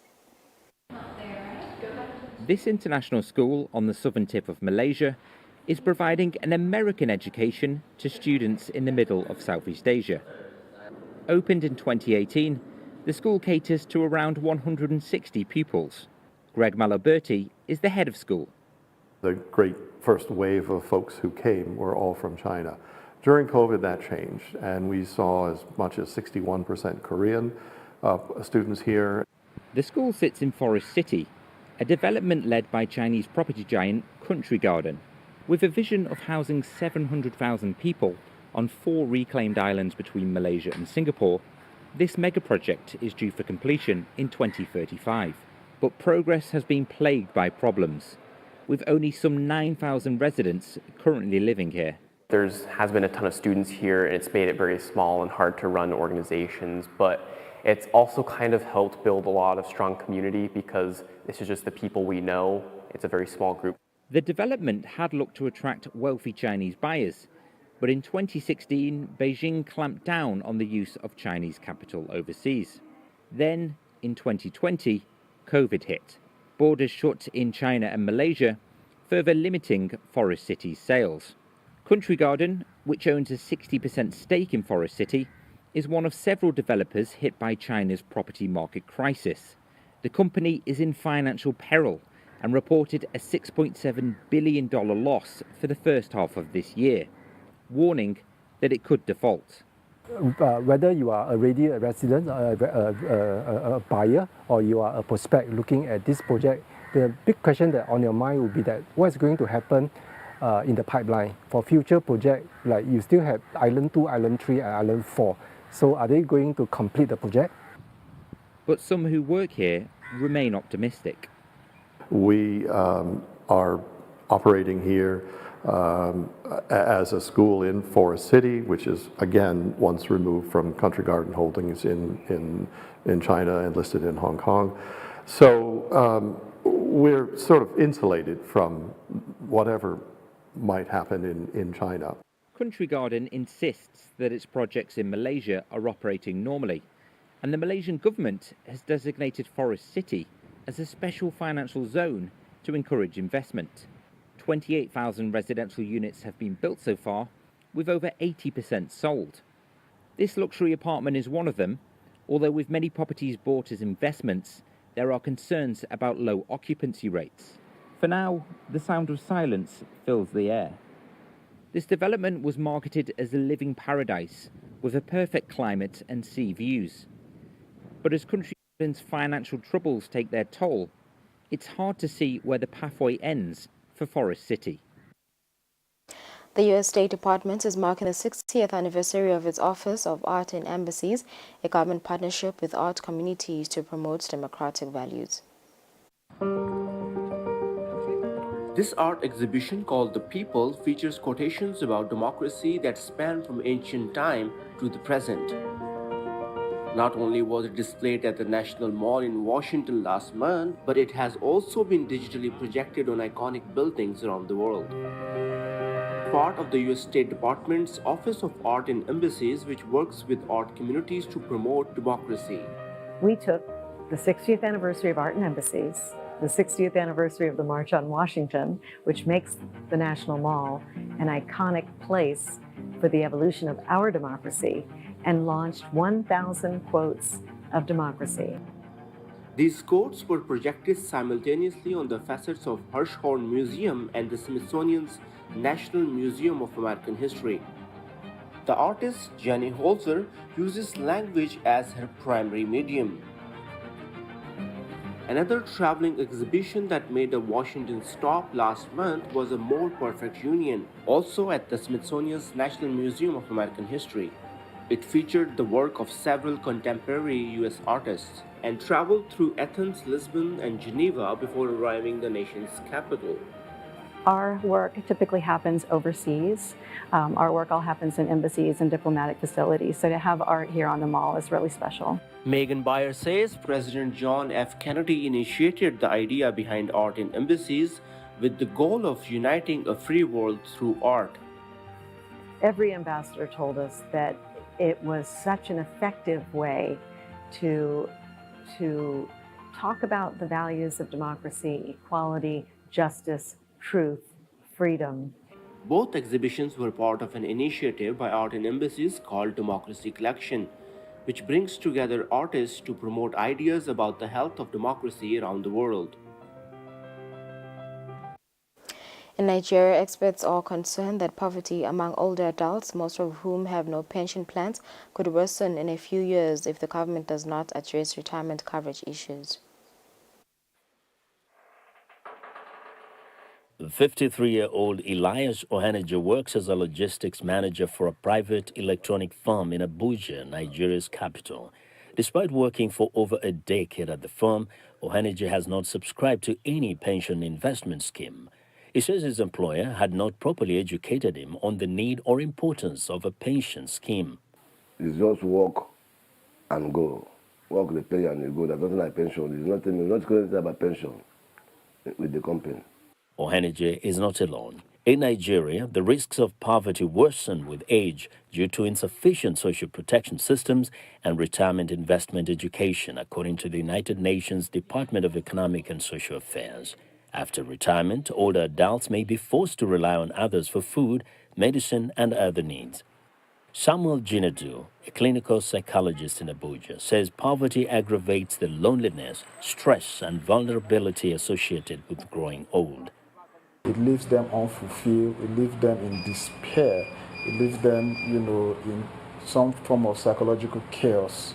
And that is the psychological implication. So the stress level becomes high because poverty is a trigger for stress. Pension plans are designed to prevent poverty in old age, but growth across the sector has been slow in Nigeria.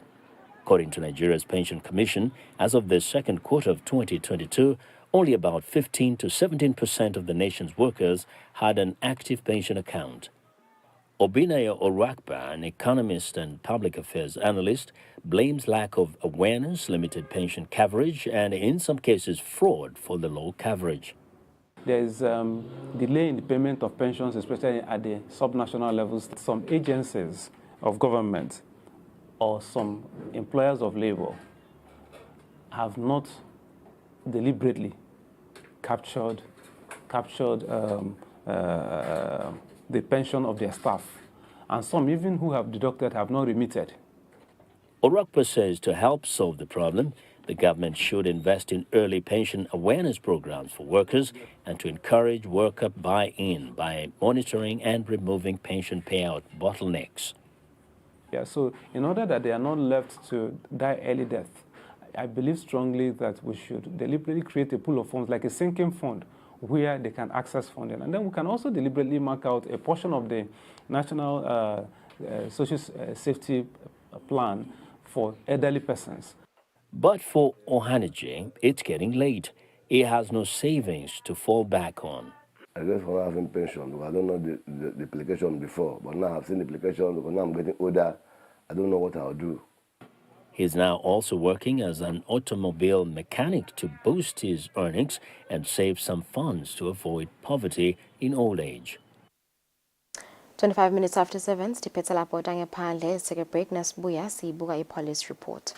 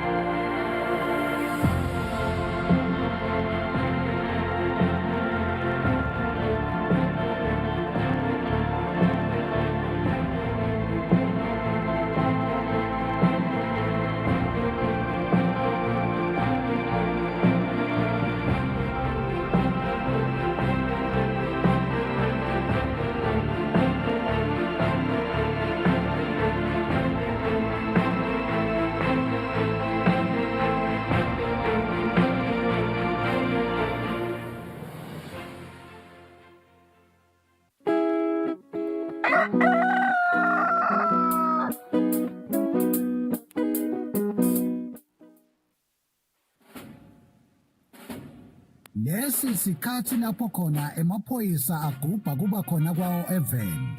Kulapho kukhuthathwa khona sive ukuthi sike sihlale phansi sibuke bumcoka bemaphoyisa empilweni yabantu. Siphindze sibuke indlela letinsha tekuphepha kubo bonke bucala lobuveta sihloko. Sive sakangwane siyakhunjutwa ukuthi singawafaki emaphoyisa etinkulumeni tepolitiki ngoba liphoyisa alingeni futhi alingenelani nepolitiki. Emaphoyisa alwa nebucala netingoti temgwaco kuphela nje. Ingako emaphoyisa athi wonke umuntu eveni akahlale ngaphandle kwekunceneka ukuthi angahle ahlaselwe tilwane tasendle. Umuntu lohlala Eswatini akatiphilele atisebentele ngaphandle kwekwesaba kuhlaselwa, kwemucwa nekucekelwa phansi kwempahla yakhe. Nawe wena lophathekile, emaphoyisa athi digulele kahle uze uphile ngaphandle kwekuphatamiseka. Lokungenteka ngekuthi tidlova tingene tihlasele labo labakunakekelako kuleyo ndlu. Sive lesihlakaniphile nguleso lesiphakamisa kusebenta kwemaphoyisa nabo bonke labalwa nebucala. Ngale kwaloko timpungushe tiyawuwangenela emazinyane kungenamuntu ekhaya. Lo mlayeto niulethelwa ngemaphoyisa embube abambisene nomsakato wetithombe.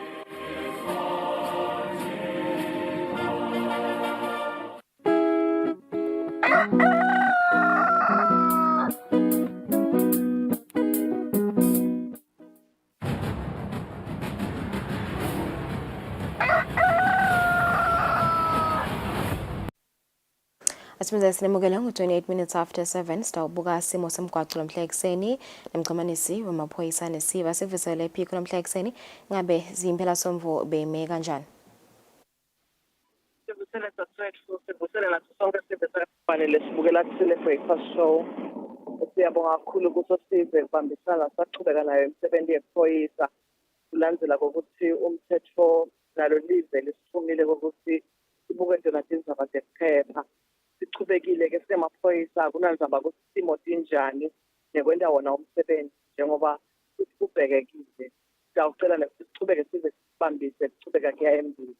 Impela solvokele sibeya kuyo ibe nato tigigabana lapha nalapha kakhulukazi leto letigcine ethamba nawo umphefumulo njengalokhu sibe nabo lababili labashonako munye kumathapha lomunye enhlangano ngekugwazwa noma ngekubulawa lomunye umuntu noma labanye abantu bekumoya losolo uchubeke njalo event lesisive senkosi asichubeke seletaba ubambisana nalo live kulwa nabo kubulalana esiveni siphinde saba nemphana ke lona eminyaka lemine loshile emhlabeni emva kokuba acwile edamini noma ke la kubhukushwa khona elibonjeni naloko ke kuyinto lengajabulisi kakhulu lesolo sicela ukuthi vele asinake kakhulu endzabeni yabo bantwana futhi eMalkens khona kwaba nemuntu loshayiswa imotolo ebaleni ekhaya lebe isandla nje beshisa yabese yarivesa shayisa esaselo leminyaka le-28 udzala washiya emhlabeni kanti ke labatholakele balasile babe-24 kuyo lemhlason nalo lelicala leli solo singemaphoyisa siyasinxusa sive ukuthi asigweme kulimatana noma kunatha bese siyongena emotweni ngoba umthelela wakhona uvama kuba nebungozi la ukhanza sekugcine silimala abantu wena loshayelako noma labanye labasebenzisa umgwaco sisela sive iviki lelihle nakulo leli viki satawuchubeka nayo emsebenzi siyabonga kakhulu saswethu. Akholo phiko kusiniketa leyo mbiko ngayo impela somvo sibahlothe emakethe sitawube sichubeke nehlelo.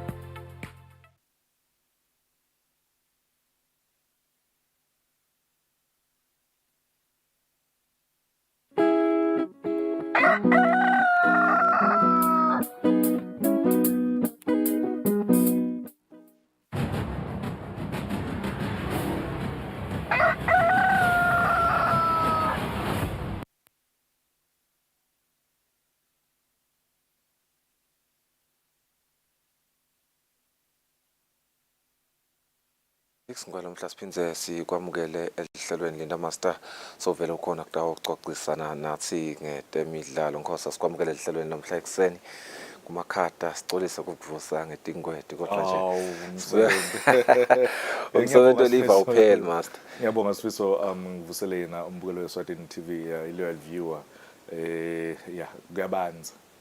Yeah Master lempela sonto lesibuya kuyo beyinkulu kakhulu ufuna sicale la khaya bekune Momo Cup sitawubuka ngiyathi ujakele ku-Arsenal yakini No.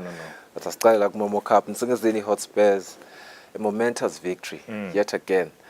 Kusile Master, I think me and you are proud right now. Nginako lapha ngicabanga ukuthi utawuqala khona usijaye khona. No, siyababongela kakhulu. Mina nje I'm very proud this morning to be from Eshiselweni. Yeah. In fact, sicalele weekend I remember last week nasihamba siphuma sisho ukuthi kudasta ibon final. My hope was that Nsingizini makes it to the final and wins everything. Sikubonile ke. Ngibonile nale story sibikwe nguwe Master, you were there. You saw everything happen. Take me through that game. Yeah, Sifiso itolo bekulanga lelitse khona enkundleni nasemavuso kaManzini lapho khona kudlala ema-semi finals lang 2 kwasekudlala yona ifinal ekseni nga9 kuqalela iqembu leNsingizini Hotspurs laba defender yona labe ba defender yona iMomo Cup lidlala neMonen Pirates le game lena Sifiso uyakhumbula ukuthi eminyakeni lophelile lamaqembu lawa omabili cishe ngiwo lafika kufinal yale lomnyaka lophelile kodwa iNsingizini Hotspurs kule game le ivele nje ya first half yakhomba nje kuyeyisa yona iMonen Pirates ngalokuthi ishintshe ku 3-0 nawubuka beyigeleta nawubuka nje lendlela lebeyidlala ngayo thube lihle ngicabanga ukuthi yeah this boy is something else. Uyaqhubeka nekukhombisa ukuthi last season bekungasiyo nje ifluke ukuthi wadlala but second half ibe seseyabuya yona iMonen Pirates yathola igol le through ipenalty but akayisidi kangako ukuthi ithole yona le penalty because igcine iphela le game nga 3-1 lokwenda ukuthi Nsingizini ibe ne chance ikubuyela final yo defender le Momo Cup but second game babane Swallows versus Lozitha Spurs, sorry not Hotspurs, Lozitha Spurs le game lena nayo ithusela abanyenti Sifiso ngoba first 10 minutes iSwallows beyineligoli iLozitha beyineligoli ligoli leLozitha lelihle beautiful goals. Yeah. Kodwa yona imbabane Swallows ngicabanga sibe sesayishintsha lamagiya bosandile hlatshwa bakhombisile ukuthi experience banayo yashintsha le game sekung 3-1 lokwenda ukuthi vele kube lula for imbabane Swallows second half but njoba ngisho ukuthi Tinvo kumbabane Swallows against Lozitha dikhombe kuba lula kakhulu because second half ubuyile bashaya amagoli lang 2 lokwenda ukuthi bayiwine le semifinal yekuqala sorry yesibili ngamagoli lang 5 kulinye Lozitha Spurs ngicabanga ukuthi Sifiso as much as umumva ngabuka buke lamagoli but uyakhumbula ukuthi lena i-team Sifiso lena ledlala ka first division i-team lena lebuya ka Super League i-debut season yabo ka first division the way labadlala ngayo I think even after game simtshelile yena coach Thembela labeka kuMonen Pirates the previous season ukuthi le team uyayibona ukuthi ayidlalisi ku team ya first division nangingasho njalo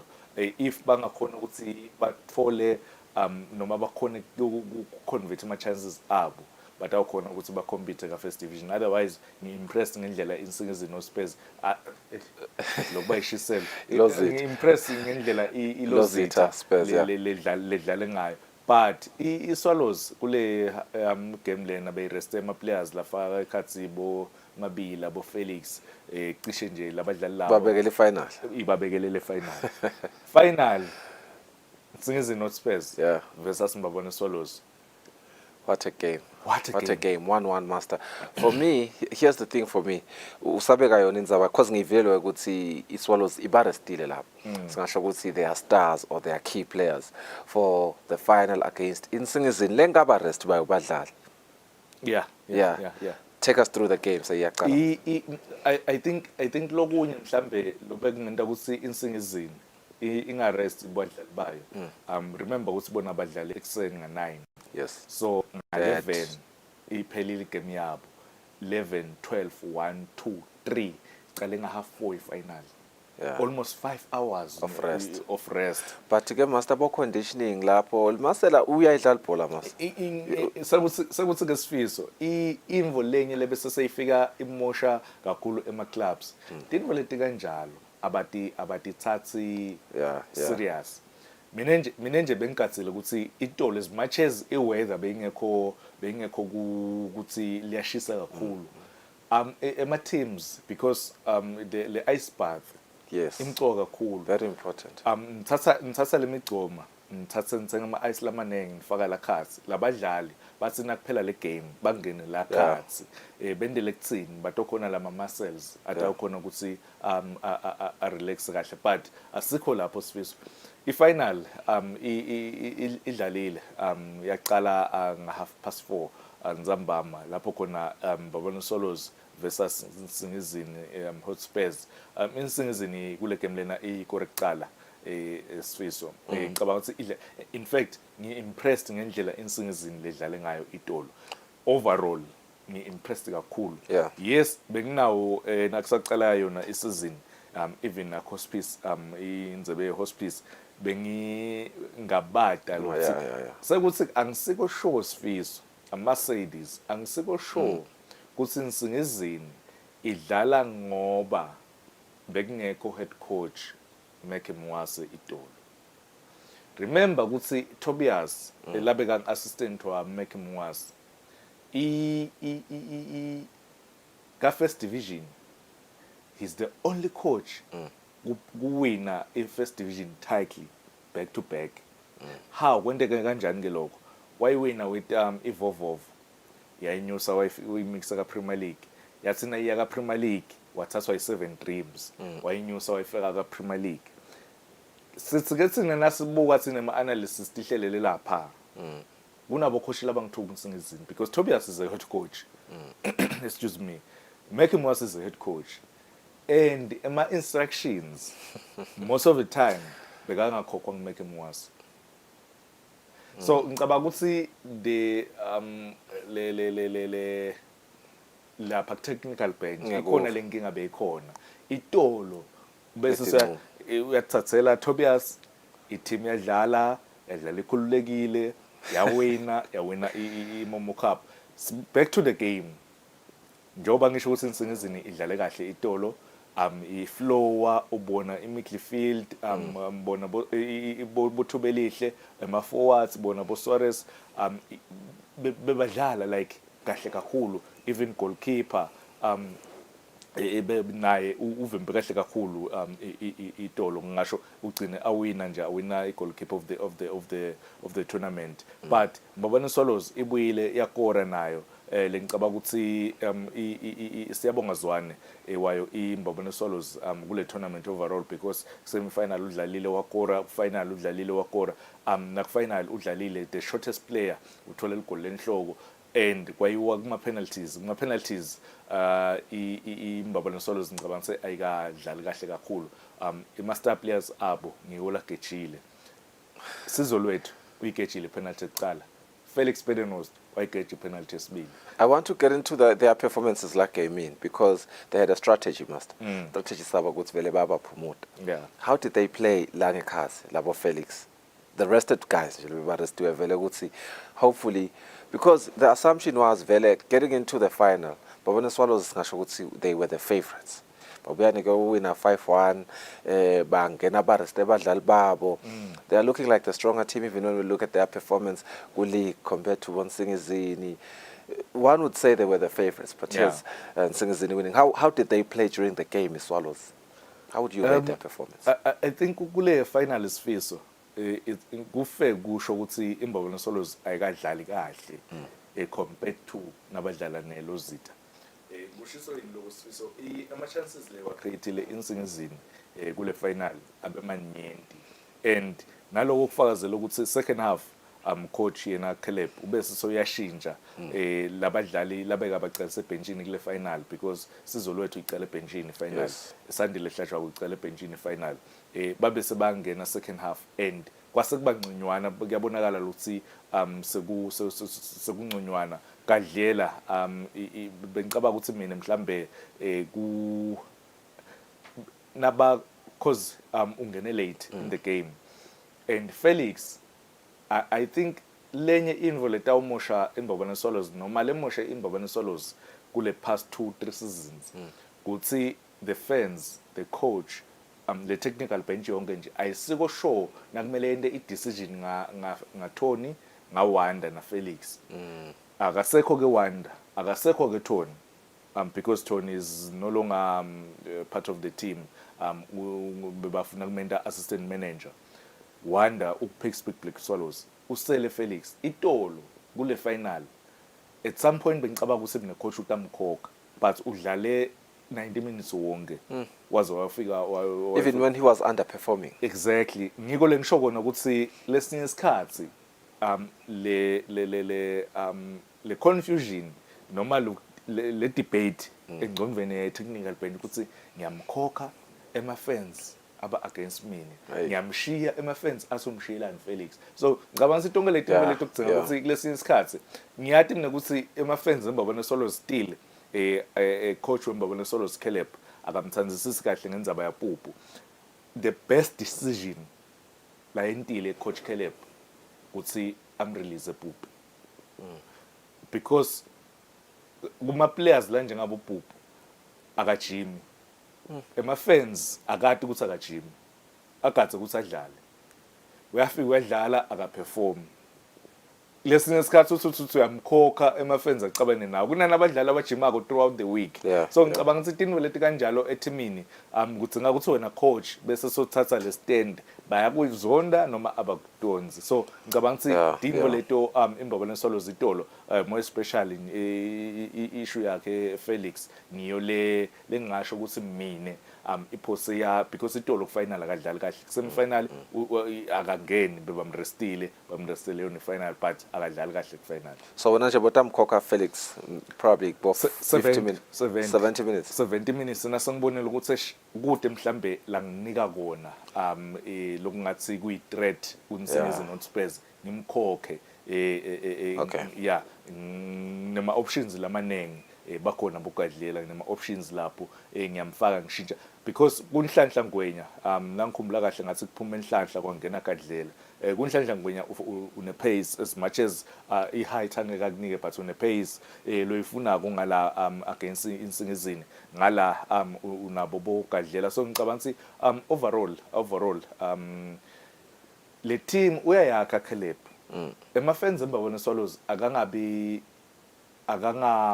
thuswa ngeMomo Cup uyayakha Caleb le team isebhodweni yes master sisaba congratulate nje 600,000 uya eshiselweni na 10,000 wathuba lihle ephinze kwena 10,000 wasibusisa two notable players best player na best goalkeeper coming from Singizini whether they deserved ngesibusiso 5,000 Oh, is it 5,000 goalkeeper. Oh, yes, my bad. Yes. Was it deserved? Now, on your own analysis, Baba nike kahle. Most valuable player to Belil. Best goalkeeper, Sibusiso, then top scorer iqhamuke khona ku Nsingizini ithole 10,000 yona.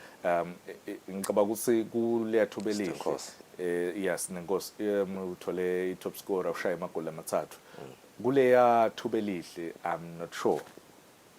Okay. Yes. Was it based on the final, on the semi-final and the final, or the overall tournament? The overall tournament. Ngiko lo ngithi angisiko sure because Nsingizini idlalile itolo. In fact idlale 2 ama games.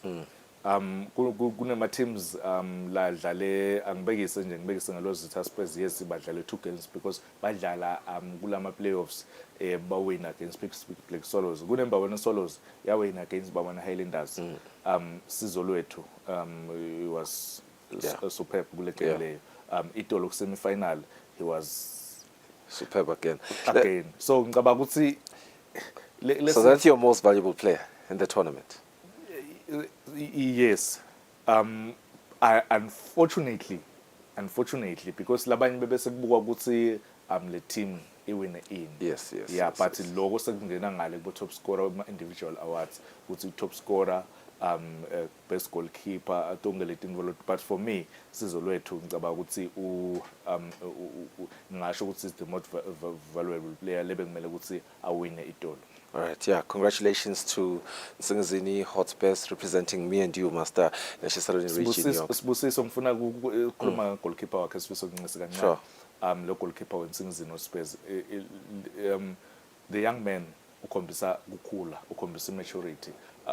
Yes, abekhona mistakes kancane ku semi-final, but ku final I think ukhombisile ama decisions akhe bethi ibhola noma ita ama aerial balls aphuma hamba yophanja ihambe and ku final winile wawina uThori usave ipenalty leyecala liyasizo lwethu. So ngicabanga ukuthi ukuthola ibest goalkeeper of the tournament bekayideserve yena Sibusiso Wayensi. Kodwa ke ngiphinze ngitibute le mali la itholako ukuthi mine as a goalkeeper ndawuthola best goalkeeper of the tournament ngithole 5,000 bese kuthi nangelo shaye emagoli amathathu athole 10,000. The most valuable player ithole 10,000. The difference as 50%. Mina goalkeeper lo msebenzi wami awunakeke. Why? And kuyiwe na kuma penalty lapho khona kufuneka wena ukuthi wasave one mistake ya goalkeeper goal. No, ningena lapho ke ne masters ama pundits nema analysts go criticize such things. I believe nabaya drawing board laba organizer ukuthi indlela batati buketa asingene ku MTN 8 would have loved to speak about what Green Mamba did, but because of time asingene masinyane ku MTN 8. Orlando Pirates, what an unfair game. That's everyone's sentiment except for Mamelodi Sundowns fans. Unfair how? No, kusho bonke Master, you're an analyst. Yes, ngimbuta kona ukuthi unfair how? Decisions by referees. Okay, so le game lena ngiyibukele ngibe nenhlanhla ukuthi itolo nangibuya kuMomo before ngiphinze igame yeArsenal. Ngiphinzele game le. Kulama decision onke lengwevile sifisa ukuthi bakhala ngawo. In fact the handball yayo Sundowns labathe ayithola leyabanjwa ngumdlalo wePirates ekhathe boxini akusi penalty leyo yahlala ibhola esandleni but akusi penalty. Kube ne incident ye foul ekhathe boxini akusi penalty leyo. Ngicabanga nje sifisa ukuthi dinvo leti khulunywa ma fans because ibhola imnanzi ngaloko ngihlale ngisho ke sifisa ukuthi bo VAR so yayona lento because sithi sine kanzi iphile human error. Le bhola nje nyalo as much as bani bathi South Africa active VAR ngile sita ukukhuluma ngawo le sikhuluma ngako mina nawo ukuthi phela ibhola nasengabe seyitawoniwe technology ayisekho lobunanzi kuthi ibhola seyitawuma ime about 3 minutes imiso nje ukuthi kusawubuka ukuthi foul bamba le momentum yale game iyaphela inya. So ngicabanga ukuthi kule game congratulations to Orlando Pirates, not my favorite team but ngasho ukuthi since coach wabo afikile 2 out of 2 MTN 8 because last season by winner, even this season by winner. Ngicabanga le progress ku Orlando Pirates iyabonakala iyacaca. What's your favorite team, Master? Arsenal. No, South Arsenal. Africa. Okay, no, fair enough. Orlando Pirates winning against Mamelodi Sundowns. Mamelodi Sundowns showed character. If we talk about the statistics from an analytical point of view, Master, 15 shots against 7 were Pirates, 2 shots on targets against 0 were Orlando Pirates, 57% possession against 43% were Orlando Pirates. Clearly, Sundowns was the better team during the course of the game, but that doesn't matter at the end of the day. What's your Fabrice? This man, goalkeeper were Orlando Pirates. Yes. Nguye kakhulu. Onke lama stats lesikhuluma ngawo, ufike waba difference, especially kuma penalties. Kuseva ama penalties lang 3. The last time ngibona goalkeeper performa kahle kanjena ku M10 8 final itumele ngikhuna against Mamelodi Sundowns in 2008. Ngicabanga ukuthi le performance yakhe uyakhombisa ukuthi uyakhula as a goalkeeper lapha Orlando Pirates. Yes, uyajustify I decision ya coach ukuthi why ahlalise Ofori ebenchini aqalise yena. So ngicabanga congratulations to Orlando Pirates njengoba ngisho mina ukuthi le team iyabonakala I-direction ikhona ku Orlando Pirates ukuthi kuyiwa kuphi, and the players labakhona with the team uyababona ukuthi cha sebaya understand ukuthi coach ufuna kuthini. Well, congratulations to Orlando Pirates indeed. Masters not very much favorite team. Njengoba-ke Adisha, I believe Master, our next segment is going to be your favorite one. Yeah, match day 8 of 38 English Premier League. You just said your favorite team is Arsenal, but we'll get to that game. Let's not get carried away. We saw other games before that game that everyone was anticipating, by the way. Game Yakwe, you're sitting at Arsenal. But Chelsea was another notable win against Burnley 4-1 on Saturday, October 7. Here are our results, Master. Asqale singene ku 7 October. Yes. Njoba usho ukuthi sifiso Chelsea iwinile against Burnley away at FMO. Ngicabanga ukuthi for yena company I think bathi mhambele kahle khona ku Burnley ukuthi Chelsea ngafika ekhakini ifike ishaya amagoli lang 4. Raheem Sterling on the day mdlale kahle kakhulu Swiss bese se Palmer loqhamuka khona Manchester City ukorile wakora yona ipenalty but nje overall indlela iBurnley lese iconsider ngayo amagoli ngicabanga sithi invo ati hambi kahle kule team. But other game Spurs yawina ku Luton Town, but Manchester United Scott McTominay ngenhlanhla bengisesela emsebentini nakudlala le game le before tinzabatanga 7 and ngawuvala umsindo ama fans eManchester United because beyilandzela ngemuva eManchester United nawubuka nje lamagoli ukuthi angene nini nawo 90 plus 93 97 yeah ngicabanga ukuthi I-comeback le vele labe kumele ukuthi bayijabulele balandzele beManchester. No, akusinhlanhla Sifiso, akusinhlanhla. Yes, ebholeni uyayidzinga inhlanhla but inhlanhla uyadakhela wena ebholeni ucreate ama chances then bese sokuba the right position at the right time. Scott McTominay and leli goal ekugcina ku-assiste Harry Maguire I-defender ya Manchester United. So ngicabanga ukuthi for I-win le but Luton Town khala phasi nayo ekhaya ku-Tottenham Hotspur. Tottenham Hotspur bese ine red card kule game lena but yakhona ukuthi igrindele result ithole ku Luton Town ngayo I-Saturday. But kunama games ke ayitolo lengicabanga ukuthi abemnanzi kakhulu. You don't want to talk about Mo Salah's brace, but okay, cool. Ngiyo le itolo. Okay. Ya itolo yesimta kuyo Brighton versus Liverpool. I-Brighton le game leni ikore kuqala Sifiso. Yasina ikora kuqala eBrighton wabuya Mohamed Salah wathola ipenalty just before halftime break, but waphinza wabuya washaya lesibili kwaba ngu-2-1 then yona iBrighton yase ithola i-equalizer ngaye dunk. So ngicabanga ukuthi bekuyigame lemnanzi lena overall bekuyigame lemnanzi 2-2 ngicabanga ukuthi igame lena and bo 2-2 itolo because nayo West Ham neNewcastle nabo badlala ngekulingana and nawubuka ukuthi West Ham bedlalela ekhaya ikore kuqala early in the game ngasucheck, but Isak my favorite player 2 goals lamshayele itolo against yona iWest Ham. So ngicabanga ukuthi nayo le game lena beyimnanzi kakhulu. Wabuya Kudus the Ghanaian former ex Amsterdam player wathola le equalizer late in the game yadraw le game. Masa sikhulume ngayo I believe for me so here's the thing, I'm a Chelsea fan, but watching Arsenal versus Manchester City, it's been a very long time since I enjoyed ibhola kanje umdlalo nje kanje betibambene mas from pass accuracy, from my shots. I believe my shots on target Arsenal had 2, City had 1. Pass accuracy both teams had 86%.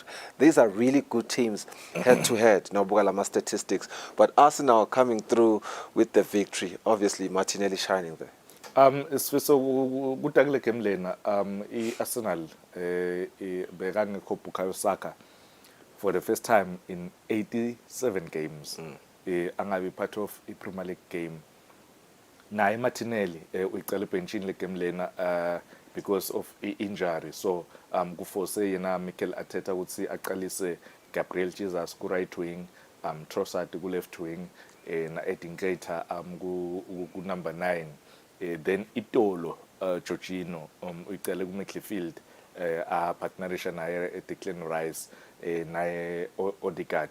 But ngicabanga ukuthi Itolo Saliba bekakhona amake na Haaland bana Gabriel ngicabanga ukuthi i-presence yakhe Saliba ibonakele Itolo because Haaland ngicabanga ukuthi kude la kwentile Itolo and ngala ku Manchester City akekho Rodri akekho De Bruyne and uyakhumbula ukuthi the season ikhambe Gundogan kuhamba Mahrez so le creativity ngala ku Manchester City vele inciphile so ngicabanga ukuthi kunenge mhlambe le contributile ukuthi nayo Manchester City inga win but le win Saka is Arsenal's best player. He's the driver walomkhumbi. So I believe ngeke sithi kunalenye team lebese seyiba ne-unfair advantage over the other.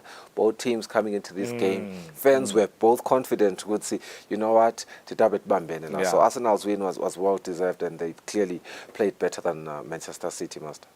Ngicabanga ukuthi njengoba ngisho ukuthi i-Arsenal bedlala ekhaya ke i-Arsenal inemkhoba ukuthi i-concede but nawubuka le log two North London teams Spurs and Arsenal bahlete etulo sicongo and they are the only teams langadliwa at the moment ku league the line le lanjele green angathi lema decisions like bo graphic abo akamele line libe so man ngoba there's no separator between Spurs and Arsenal and that line is separating. No. What's the separator? Inakhuza ukuthi now bana 2020 goal difference in 10 but Spurs is nasekuthiwa because head to head badlala i-draw and i-Spurs bese away sakhona kushaya 2 goals away so ngicabanga ukuthi if nakungathiwa namuhla league iyaphela Spurs. Yes. Singawina party for Manchester City is lose 2 games in a row league for the first time since 2018 and 3 games in a row in all competitions because baluzile Newcastle last week League Cup sorry midweek baluza ku Wolves the other week ku league so ngicabanga ukuthi Dinvo leto Pep Guardiola latawubuya international break atilungisa. Congratulations master, it looks like you're going to have a really good week, not just yourself, other crew members like KBS elaba favor Arsenal siyanibongela Chelsea siyayibongela nayo master please sibongela Chelsea on a good run they won the last 3 games but bekungiletho kade imidlalo ngwane lo mhla sithembe ukuthi uditfokotele thina nyalo siyakushiya ube nelsuku loluhle.